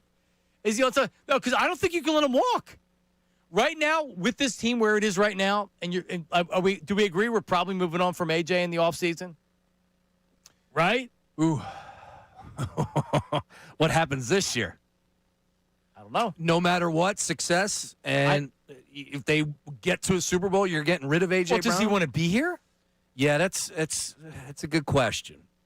If you're asking me right here, right now, I'd probably say that there's going to be something that happens in the offseason that AJ doesn't return. I'm not like I don't want to get rid of him. I don't necessarily want to get rid of him. I'm asking the question: if he's this unhappy, and he's been pretty unhappy this year, yeah, maybe it's not like I'm having a conversation with him saying, AJ, listen, like I understand, but we want to do what's best for the team, and you want to do what's best for yourself. You get a high draft pick for him. Now, you're going to need another wide receiver, but he's also making $30 million plus a year, and you need two $30 million wide receivers. I would certainly like to have both of them, but I guess how I got into that was, hey, man, you can be – this team can be, we'll kick your ass with our defense. Yep. Jalen's going to make plays. We're going to run the ball, and then you're going to bring Dallas Goedert back too, no? Dallas Goedert has been great this year. Yeah, he has been. I'm not talking about a 5-year contract or anything. But if you have an offensive Hurts, Barkley, a second running back that you're going to use, Devontae Smith, another wide receiver, get a veteran wide receiver in here on a short-term contract, and then you have this defense, you can win like that. You want some next-gen stats for Dallas Goedert this year? Yes. Has 5 receiving touchdowns thrown behind the line of scrimmage, the most by a non-running back in the next-gen stats era. Second most among all players beyond Achane last year. They run the Andy Reid shovel pass better than Andy and Westbrook and McNabb did. Really good. Yep, and I think we take for granted the blocker that he is. He is a monster in the run game. You have Kyle Kater out there. He is. You might as well put a Devontae Smith at tight end. He's a liability. Yeah. And Goddard is a monster as a blocker. Well, when they were going through all that nonsense this offseason, I didn't like the sound of it. So I was glad that they were able to figure it out. I just don't know how it's going to work. But I would rather keep a guy like Dallas Goedert. Although you see a lot of these tight ends coming up, John. And like I don't know what the draft is going to hold this year, but there was a ton of them in this last year's draft. I don't know. Well, Harold Fannin, who was connected to the Eagles, he's been a stud. Monster. As a rookie. Yeah. He had 115 catches last year in college. We talked about the Rams. They got 3 good tight ends on their roster right now. The Bears have a couple as well. Wouldn't you like to draft a guy who can work behind Goddard for 2 years or a year? Sure, certainly. Yeah, I mean, Goddard has been really good. You wonder what's going to happen with AJ. All right, coming up. The Heisman was given out on Saturday night, and Mendoza's speech, man, it was something. Some people say it was a little too much. We'll play it for you and react. That's coming up next. Middays with Marks, 97.5 The Fanatic. Now on 97.5 The Fanatic Sports Update. They know how to win. Again, thankfully. I'm Ray Dunn with this Fanatic Sports Update on Victory Monday here after the Birds got a 31-0 win over the Raiders yesterday. Much needed. They end a 3-game losing skid. Jalen Hurts, after all the conversation about him last week, looked pretty good. 12-15, 3 touchdowns through the air. And for the defense, they pitched a shutout for the first time since 2018. After the game, head coach Nick Sirianni talked about the resiliency that his quarterback's shown. But he's resilient, always has been resilient, and thought he was really good running the offense, being in command out there, just making good decisions with the football, good runs. He had a good game. And a good night last night for the Birds. Cowboys lost, so now the Eagles are a win or a Cowboys loss away from winning back-to-back NFC East titles for the first time in 2 decades. 76ers lost last night to the Hawks, 120-117. Paul George had 35 points. Flyers lost back-to-back games this weekend, both in a shootout and both to the Hurricanes. This update is brought to you by Electrical Workers Local 269 and the Electrical Training Alliance. Their National Brotherhood of Electrical Workers Local 269, NECA, and the Electrical Training Alliance can offer a career with no college debt. To learn more, go to IBEW269.com. I'm Ray Tutter, your home for the Sixers, Flyers, the best Birds talk in town, 97.5 The Fanatic.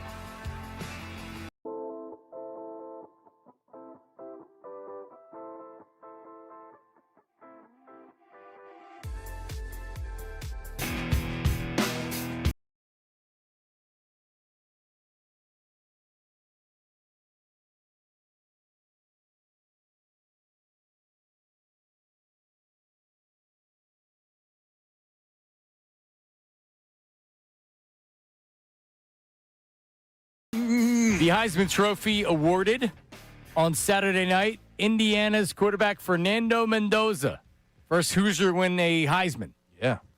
Is your winner. I mean, Mendoza had a good year, don't get me wrong, but when I watched him, he's got good athleticism. He's got a strong arm. You always got to look at it this way. If I had the top overall pick and I needed a quarterback, would I be salivating at this player?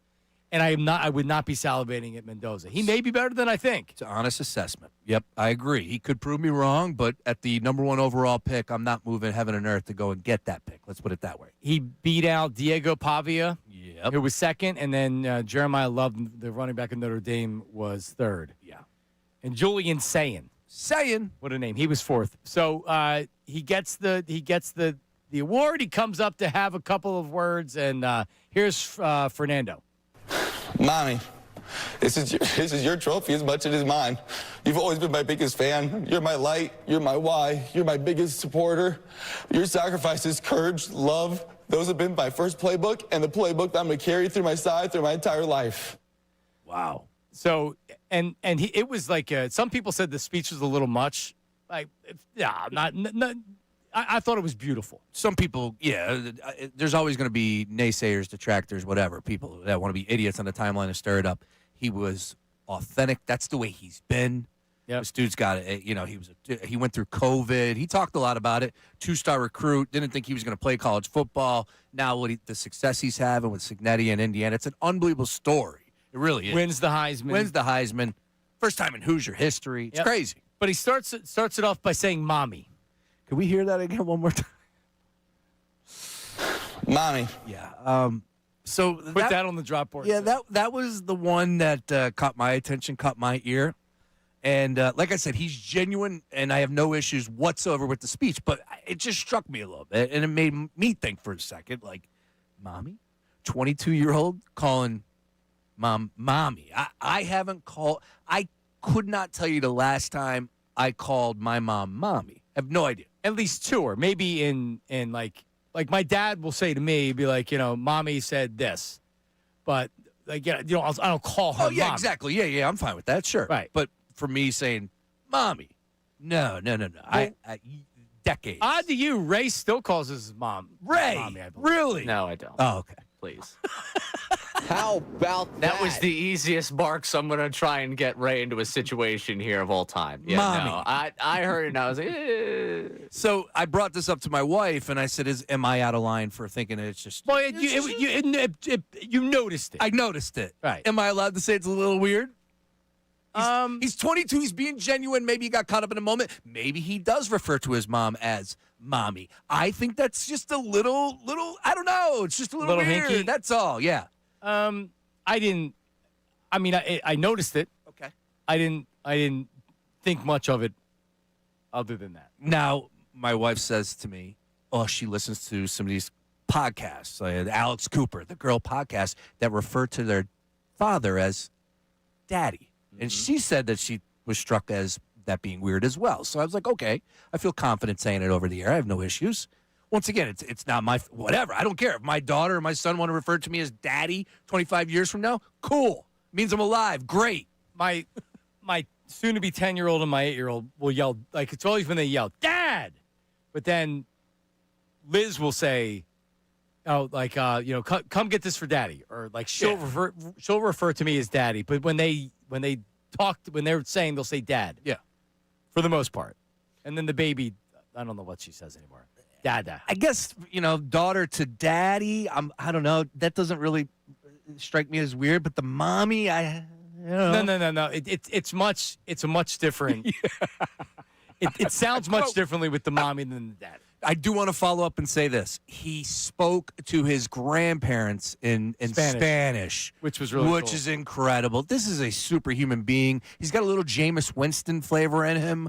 I'm pulling for Indiana. I want to see them upset everybody. I had him over Ohio State. Got lucky, and as he got lucky as well, because if Ohio State wins that game, I don't know if he wins the Heisman Trophy. Yep, it put him over the top because he didn't necessarily have a great game.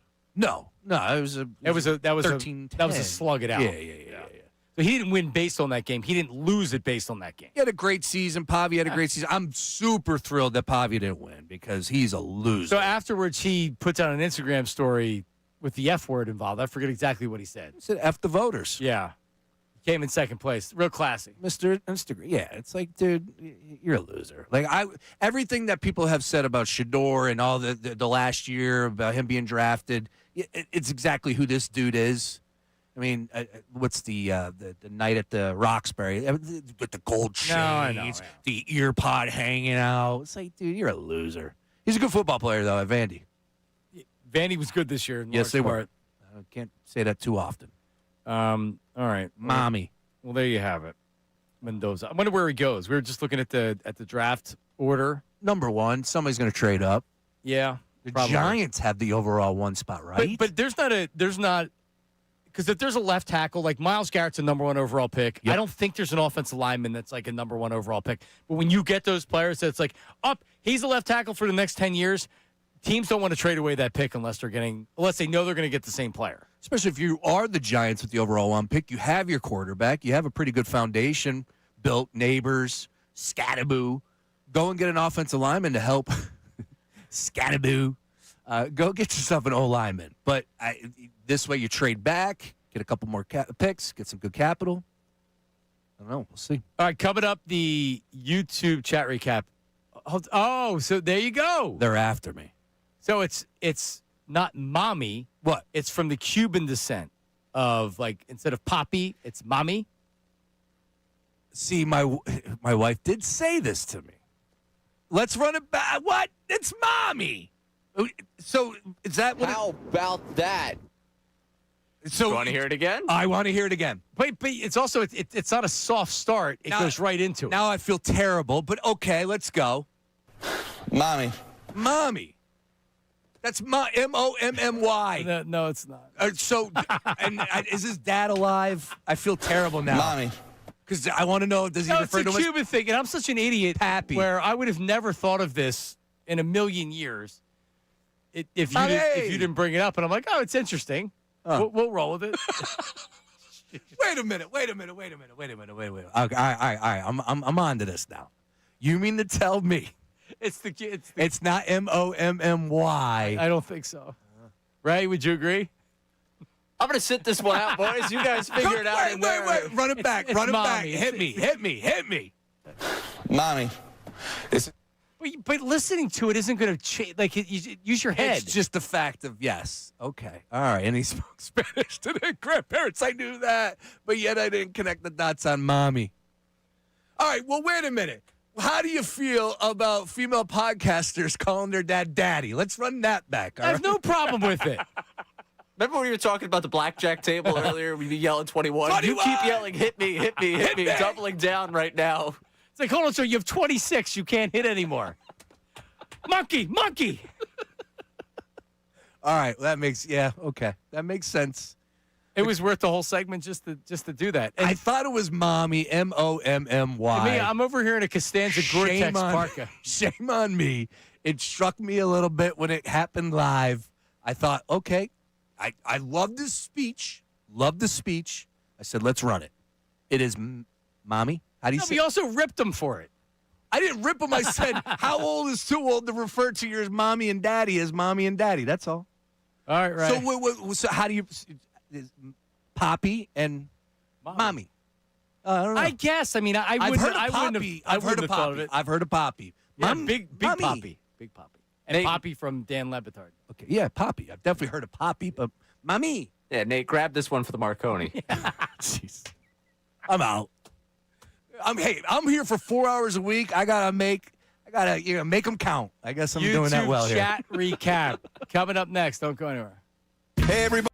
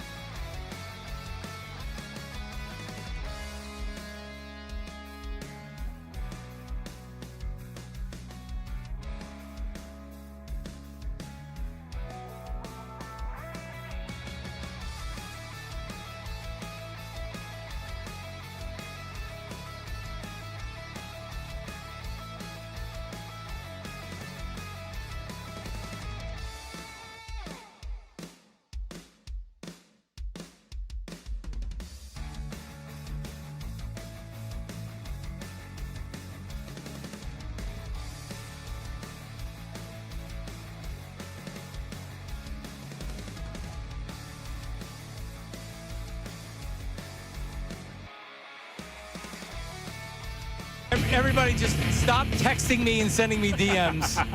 Send them to Sean. Leave me alone. I may be too stupid to have realized it in the moment.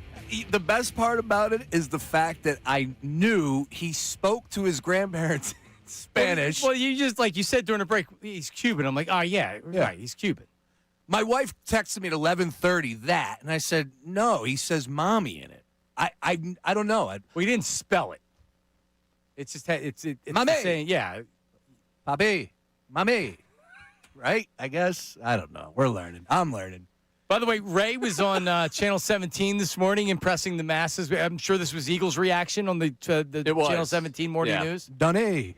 Good job. Ricky Bo actually said that you look good. Yeah, he called me this morning at like 9:15, and I was like, why is Ricky Bo calling me? I literally was going through my brain. What could I have said about Ricky at any point over the last like 72 hours that would have upset him? And he was like, great job this morning. I was watching. Ricky watches every morning. He's a big fan, and so he sees whenever any of us are on, and he actually was impressed by Ray.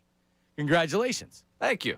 All right. Look at you. Ray's doing everything. Nothing but nylon. And you actually met my cousin Allison. I did. Who was there. I had no idea until I just looked at her Instagram. She has a business called Wrap by Allison, and I believe the idea is because do you get everything? Do you actually go out shopping, Sean, or do you? Yes, I do for my wife. You don't just order stuff online and then get it sent? No, I'll go out shopping for my wife, but the majority of stuff I will shop online, obviously. So we agree that maybe 75% of most people's shopping's online? Absolutely. Right? Same thing with me. So I think the idea is that you get it sent to her business, and then she wraps it for you and then sends it to you. So instead of having to get the Amazon package or whatever package, and then you take it out and you wrap it, you just get it directly sent to her, and then she wraps it or whatever, and then sends it to you. It's a great concept. And you just, all you do is you get the package wrapped. That's an amazing idea. So she was there this morning doing her wrapping. So there you go. Because I saw it, and I'm like, hey, Ray. I'm like, my cousin Allison was there this morning. He's like, oh, yeah, I forgot to tell you that I had saw her. What do you mean you forgot to tell me? I got here before 8 o'clock. By the time it's a... I mean, I might have come up in conversation if you weren't so selfish. I was trying to, prep the show. God forbid a guy does his job around here. Well, I mean, by the way, I was also getting ready for the show and everything else. I'm under the weather. I have a lot going on, and I had said to you, complimented you on the game on Sunday. I appreciate that. I tuned in. I didn't forget about that. I've been tuning into Temple Hoops a lot lately. How could you forget the first half they had? Knock it down 10 threes? I mean, it was a good afternoon. I was like, I forgot there was football on at that point. I'm like, man, that's right. The Eagles are playing. I've been watching Ray and loving this so much on Temple Plus. Hey, more competitive game on Sunday? Temple St. Francis, Eagles, Raiders. By the way, I lied. I didn't watch a second. Yeah, I didn't think you did. No. I did see they were playing, though, because I've watched on ESPN Plus on my phone. Anytime I go to ESPN.com, the first thing that you see is the Temple game. Even if it's not playing, it's like, Temple and Ursinus College tonight, 7 o'clock, ESPN Plus. That's really the impact that I've had. A lot of people are saying I'm doing a lot for the program. You are. I agree really with you. Keeping awareness up. I agree with you. I was also thinking about this, like, I want to do the dating segment with you in the new year. Ooh, DM dating with Ray. I love the sound of that. Yep. But I also don't want Ray to find that special someone because I'd like single idiot, no responsibility. It changes Ray. everything. It changes everything. It does. That was Sean. Yeah. That was me. Yep. And yeah, like we don't answer to anybody. We don't have to do anything. How old are you? 25. Yeah, long way to go. Yeah. Everyone keeps saying that. Yeah, long way to go. I got weddings on the calendar now for like. That's fine, but you don't need one in your future. Hold up. No. Long way to go. Long way to go. Because you know what would happen? He meets this girl, and then he's heartbroken, and they're fighting, which can be good stimulus for the air. But I would rather have this for a couple years, and then when he he can have a girlfriend. Plus, have you ever called Temple Princeton on a heartbreak? Come on, man. Wait. That's what I'm saying. No, I can't have him coming in here all mopey because he's fighting with the. I once worked here in a relationship. And how'd that go? Well, I ended up out of the relationship. There you go. I'm still here, though. It didn't impact the career. That's not what I heard. It impacted the career? Was this the one that Colarula ruled for? No. So Colarula ruined different setup. So he's dating this girl, and Colarula starts talking her up too much on the air. And Dating is, again, the strong word. This is the problem. Did you get ghosted? We were early in the process here, and we had literally just talked about moving a little too quick. That? And then Colarulo's on here like, yeah, Ray's girlfriend. And it's like, dude, shut up. Shut up. Did she ghost you? No. We had conversation. People went different ways. You're in a great spot, Ray. You're 25. You're young. You're working on the Fanatic. You're teaming up with John Marks Monday through Friday. Yeah. You're calling hoops. Don't ruin it. I'd like to be very clear on this. I didn't like Bill before that because a lot of people probably equate me not liking Bill to that. I did not like Bill before that. But you could already hear he wants a girlfriend, just to what he said. He's but weddings. I mean, it wouldn't be a bad thing. God forbid a guy meets love of his life. That would be a terrible thing. I really hate that for me. I don't. Yeah. I don't need you to be happy. What's best for the show right now is you're single. Yeah. You will get a chance at some point. If you want to settle down, you can. We're a couple years away from that at least. I do like the idea. You can get a dog. How about that? No, absolutely not. Absolutely not. A dating game in 2026. Big year, 2026. Wait a second. I'm dating with Ray. Want to be very clear here. The statement there wasn't, I don't want you in a relationship. It was, I don't want you happy. The success of the show hinges on my disappointment daily. No, I didn't say that you can't date people. No long-term relationships. It will only hurt the show. Again, I'm going back to the word of happy there. I'm not focusing on the relationship thing there. All right, let's get to it. It's time for the YouTube chat recap. How about filling us in? Let me tell you something else, man. Watch us live on YouTube every single weekday. I can't lie. Let me tell you something. It's the Middays with Marks YouTube chat recap. Hit me. Brace looks like he should be at a tailgate right now, chugging out of a beer bong. Mopar from the YouTube chat. Wish I was, I guess. It's kind of cold for that. Hey, look, I'm ready to go. I told you I was rocking the Jalen Hurts jersey on Friday, was unable to make the show, so I said I'm going to back my man. Stand by your Super Bowl MVP champion. After that performance yesterday, I'm representing. Army-Navy, maybe 10 or 11 years ago, it was so cold. It was in the teens, and there was an ice luge. I remember Tony Bruno was there, too. There was an ice luge, and it was like, this is the best thing ever. And it was. Army-Navy game on Saturday, by the way. Shout out to Navy getting a close win. Hey, the best bet in sports, the under in Army-Navy. Hits basically every year. And it hit. All right, what's next? Back-to-back is 100% on the table for the Birds. I think they've gotten to the root of a few problems. The noise is gone. Greg from the YouTube chat. Gone for now. Back-to-back is on the table. Okay. Right there with you, Greg. Don't let anybody talk down to you either. Absolutely right there with you. They've already beat all the teams that are in front of them. The Rams, the Packers. All right, making the NFC Championship game is back on the table for me. Okay. Right there. Not the Super Bowl. Closer to winning a playoff, closer to losing the first round playoff game or making the Super Bowl. For me? Yeah. Unless you want to ask Fernando Mendoza and his mommy. Hey, I'm back, man. I'm in the deep end. Super Bowl. Ray, Super Bowl or losing in the first round? Losing in the first round. Yeah, losing in the first round. Yeah. Losing in the first round. What's next? Did Herb coach the Eagles on Sunday against the Raiders? A lot of blocking on the left and right. Herb might have been the run game coordinator. Man, I don't know if I can remember seeing a. Sometimes you'll see an offense that's so bad because of four-string quarterbacks in there and he can't throw the ball and he's scared to death. Kenny Pickett's a starter in this league for 25 games. First-round pick. Not that he doesn't suck, but still, like the Raiders are bad. Kenny Pickett. He stinks. Yeah, he stinks. I know that, but still, this isn't a guy that was an undrafted rookie that was on the practice squad 2 weeks ago. Yeah. All right, what we got? I like but don't love the Garcia move. He'll walk less and strike out more than Casty, but will have consistent power. That being said, besides top dollar free agents like Tucker and Bellinger, there are not many options in free agency when it comes to the corner outfield spot. Yep. Mike from Belmar. You got what was left. We were close to hit it. We were almost out of time. Go. Why is John wearing my mom's jacket? MBD from the YouTube chat. It's a male jacket, thank you. Yeah, right. And it's Gore-Tex. It's cold. I don't feel well. John's hood is lined with Ray's beard shavings. Oh. Andy from the YouTube chat. It's one thing, Ray is hairy. Yeah. Yeah, Ray's got a big beard, thick. Right. Look at the arm hair coming through the. Oh, yeah. The taco meat's coming through there. Absolutely, man. Pape! All right. Coming up next, Unfiltered. What do the guys have to say? Big signing by the Phillies today as well. Their reaction to the Eagles and more. We will talk to everybody tomorrow. See you. Now on 97.5.